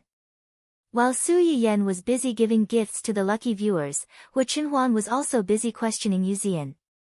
Why did Yan Yan get a male account in the lucky draw in her live stream? Yu Zian looked confused and said carefully, Young master, you forgot. After you and young madam got married, you removed the restriction of only drawing male accounts in young madam's live broadcast room. Hu Qinhuan. He really forgot. After the two of them got married, Su Yayan did not know if it was intentional or not, but there was one time when she suddenly mentioned during dinner that the audience in her live stream lucky draw seemed to be mostly women, and there were not many men. There were a few episodes where she talked about baldness and certain men's hidden ailments. Looking at the comments, those male viewers seemed to be in urgent need of it, but it seemed like all the female accounts were drawn.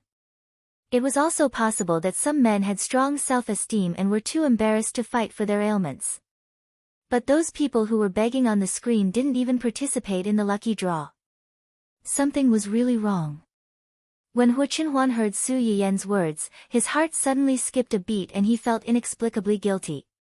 In order to protect his little secret, Hu Qinhuan generously removed the unspoken rule of only drawing female accounts in the live broadcast room. Since they were married, he could eat 3 meals cooked by his wife every day, so he wouldn't lower himself to the level of those lucky viewers who fought for it. Now that he saw Su Yiyen's live broadcast room draw a male account again, Hu Qinhuan realized that he wasn't as generous as he thought. If it was only the ones in the shop that Su Yiyen instructed and made by someone else, it would be fine. But she made it herself, and he was already a little unhappy that she gave it to the female viewers, let alone these stinky men who didn't know the details. Change it back. What? Change the previous setting back. Yu Zian's expression stiffened, and he probed, you mean, change the setting of only drawing male accounts in young madam's live broadcast room? You have a problem with that? No. This was a familiar question, a familiar atmosphere. How could he dare to say no? After getting a satisfactory answer, Hu Qinhuan hung up the phone directly. As Yu Zian listened to the busy tone on the other end of the line, he really couldn't understand why his young master had suddenly made such a fuss. He could only sigh silently in his heart. Married men were really fickle. Su Yiyan made so many nourishing dishes at once. She definitely couldn't finish them all by herself. She packed a portion for Qing Xiuqin and gave the rest to the maids in the house who needed it. She only kept a few dishes that suited her taste. When Hu Qinhuan came down, she immediately saw the braised pork trotters, black rice, red bean and coconut congee, and papaya with rock sugar. As soon as Su Yiyan looked up, she saw Hu Qinhuan staring at her with a slightly indescribable and curious gaze. She couldn't help but have a few question marks in her mind. Then, she saw Hu Qinhuan's gaze move down stiffly, drifting to her. A deathly silence and awkwardness spread between the two of them. In the end, the first to admit defeat was actually Hu Qinhuan. He quickly averted his gaze, picked up the bowl, and looked at the dishes on the table as if nothing had happened. However, his burning ears betrayed his true thoughts at that moment. Su Yiyan. What was going on? Shouldn't she be the one being shy at a time like this? Why are you being shy?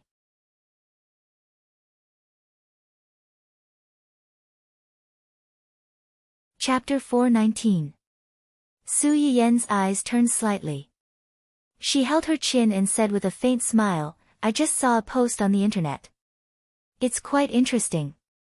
Hu Qinhuan's hands suddenly paused. What post? A discussion post about whether boys like girls with big breasts or girls with small breasts. Hu Qinhuan's spoon hit the bowl with a clang. The bright red that stopped at the tip of her ears suddenly spread to her cheeks and neck. Don't look at these useless posts. Su Yiyan suppressed her laughter and said smoothly, it's indeed useless, but I'm very curious. What? Do you like girls with big breasts or girls with small breasts? Hu Qinhuan's mind went blank. When she looked up, she met Su Yiyan's teasing gaze. She knew that someone was deliberately teasing her. While it was funny, she also felt a little embarrassed. You're very good like this. Su Yiyan was slightly stunned. Then, her eyes curved slightly. She dragged her voice and said, oh, I understand. Hu Qinhuan. Understood. Understood what? Just by listening to her tone, Hu Qinhuan was sure that what she said was definitely not what he thought.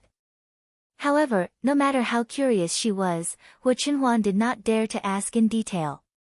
She was afraid that Su Yiyan would say something shocking again and she would not be able to handle it.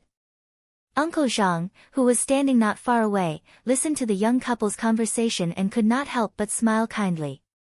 Young couples should often tease each other. Only by bickering could their relationship warm up and not separate. As an old man, he found it interesting to see such a young couple. The two of them had dinner peacefully. Hu Qinhuan suddenly asked, do you have anything to do tomorrow night? Nothing. Su Yiyan basically went home after work. What's wrong? Then accompany me out tomorrow night. Out? To do what? Su Yiyan was a little surprised. Hu Qinhuan actually took the initiative to say that she wanted to go out. Could it be that she wanted to go on a date with her? To attend a birthday banquet? Su Yiyan was stunned. Birthday banquet? Whose birthday banquet? It's the birthday banquet of the old master of the Lan family. Hu Qinhuan was afraid that Su Yiyan did not understand, and then explained, Mr. Lan and my father have been friends for many years. When Uncle Zhang heard this, he also chimed in, Master and the Lan family's master were high school friends. When Master and Madam were alive, the relationship between the two families was very good. After the two of them passed away, only the Lan family took good care of the young master. Tomorrow is old Master Lan's 70th birthday. It's reasonable for young master and young madam to congratulate him. When he said that, Su Yiyan understood. Hu Qinhuan's parents had handed over the Hu Corporation to Hu Qihan before they died. Hu Qinhuan's legs were like that, so she had obviously been abandoned. Businessmen valued profits. Some of the so-called partners who had gathered because of profits naturally knew who to please and who to belittle at this time. Who didn't know how to add flowers to a brocade? People's hearts could only be seen when charcoal was in snowy weather. This Lan family was indeed very righteous to help Hu Qinhuan under such circumstances and take care of this orphan of an old friend. No wonder Hu Qinhuan, who didn't like to go out, wanted to attend this old man's birthday banquet in person. Su Yiyan understood and felt a little distressed at the same time. Every time she thought about how Hu Qinhuan had endured in the past few years, she couldn't help but feel sad and regretful that she hadn't met him earlier.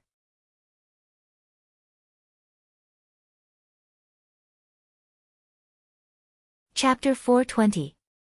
If that's the case, then we should go over to celebrate his birthday. Su Yiyan seemed to have thought of something and said anxiously, then the gift. Uncle Zhang smiled and said, "Young madam, you don't have to worry about that. Young master has already prepared the gift." "That's good." Su Yiyan breathed a sigh of relief. "Then I'll come back early tomorrow and accompany you to celebrate Master Lan's birthday." Hu Qinhuan looked at the two of them holding hands and smiled slightly. She replied in a low voice, "Okay." The next afternoon, Su Yiyan got off work an hour early and went home to accompany Hu Qinhuan to pick out clothes for the evening. In the end, she chose a sapphire blue suit for him and a dress of the same color for herself. They looked like a couple's outfits. Uncle Zhang couldn't help nodding when he saw what Hu Qinhuan was wearing. His young master was only 26 years old this year and was still young. Wearing bright colors would make him look more energetic. Wearing those dark formal suits all day long made him look like an old man. It was a waste of his young master's face, which had once attracted countless girls. The young couple wore the couple's outfits and happily went to the Lan family's small villa in the suburbs. When they arrived, there were already many people inside. As soon as Su Yiyan pushed Hu Qinhuan through the door, many people stopped talking and turned to look at them. Su Yiyan frowned slightly. He was worried that Hu Qinhuan wouldn't be used to these people's explicit stares. Then, he heard Hu Qinhuan say gently, "Uncle Lan and Aunt Yi are over there. Let's go over and say hello to them first." Su Yiyan saw that he didn't show any discomfort with the stares and was slightly relieved. He pushed him in the direction he pointed. Master Lan was 70 years old this year. Although his hair was a little white, he was still in good spirits and his body was quite strong. When he saw Hu Qinhuan coming over, his eyes lit up and he said with a smile, "Young Master Hu is here." Master Lan was from the same generation as Hu Qinhuan's father, so it was reasonable for him to call him young master. However, it was obvious that he was close and fond of Hu Qinhuan. What was more, Hu Qinhuan was also willing to respond to him. "Uncle Lan's birthday today. As a junior, it would be rude if I didn't come to say some auspicious words to you." The blue old man smiled, but there seemed to be tears in his eyes. "If I had known that I would be able to call you out on my birthday, I would have done it a few years earlier." Everyone present understood that he was just teasing. If it had been Hu Qinhuan from a few years ago, even if it was his birthday, Hu Qinhuan might not have come in person even though he would have sent gifts, the real reason he changed. Madame Lan patted her husband's hand and looked at Su Yiyan. She said with a smile, "Is this Miss Su?" Su Yiyan was suddenly called. He hurried to Hu Qinhuan's side and politely said, "Hello, madam. My husband and Qinhuan's father were good friends. If you don't mind, you can call me Aunt Yi like Qinhuan." Hu Qinhuan was his father's son when he was old. He was basically a generation older than his peers. If Su Yiyan called her Aunt Yi like other people, he would be a generation younger. Following her advice, he called out, "Aunt Yi." Old Madame Lan happily agreed, "When you two got married, us two old fellows couldn't personally go to see you. It's a pity. However, we both believe in Qinhuan's judgment. We know you must be a good child."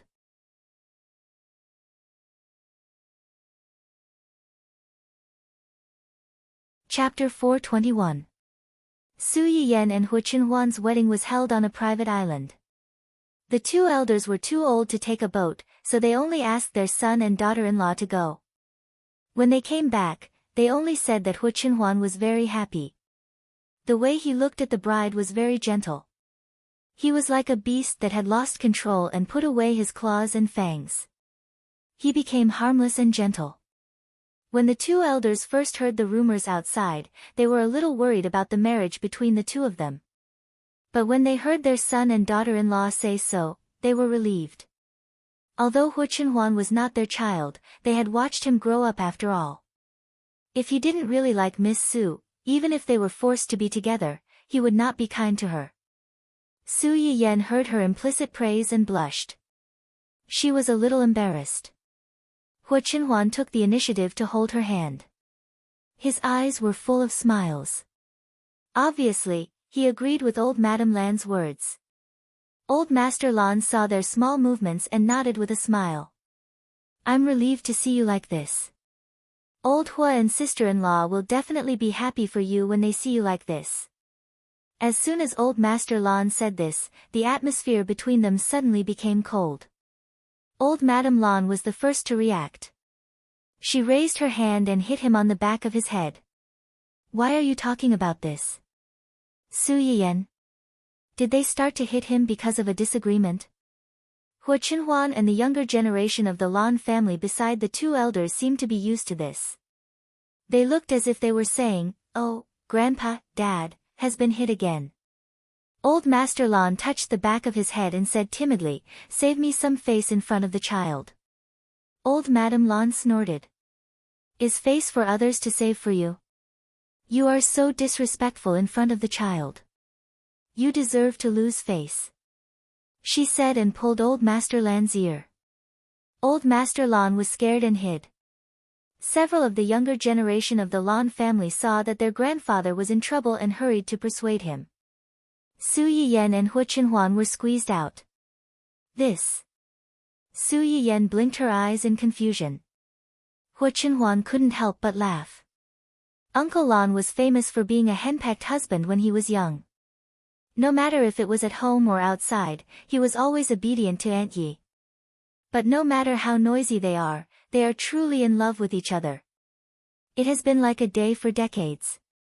After the initial surprise, Su Yiyan also saw something from the old man's quarrel. Generally speaking, it was impossible for a man to lose to a woman. Old Madame Lan doesn't look like a particularly good person, but old Master Lan can do it without fighting back, scolding without talking back. In the end, it's because of love. Moreover, if you look carefully, you will find that old Madame Lan hit him, but she never hit him too hard. Although old Master Lan wailed, there was no dissatisfaction or anger in his eyes. There was only a smile and indulgence. Jealous? Su Yiyan was shocked and turned to look at Hu Qinhuan by reflex. As soon as the servant met his smiling eyes, she snorted and threatened, "If you make me angry in the future, I will hit you like she did." "Okay, I promise I won't fight back." Su Yiyan frowned and said with dissatisfaction, "Shouldn't you say you won't make me angry at this time?" Hu Qinhuan. What a mistake. "Yes, I promise I won't make you angry in the future." That's more like it. Several of the younger generation of the Lan family who wanted to step forward to stop the fight but happened to hear the conversation between the two. This is too much. We just ate the old man's dog food and now we have to eat yours. Do single dogs have no human rights? You're tuning in to the Blissful Bookshelf YouTube channel. We're so grateful for your support and don't forget to subscribe to join us on this incredible journey through captivating stories. Your generosity through donations truly makes a world of difference, as it's the primary source of revenue that allows me to expand and enhance this channel for you. Thank you from the bottom of my heart for being a part of this adventure.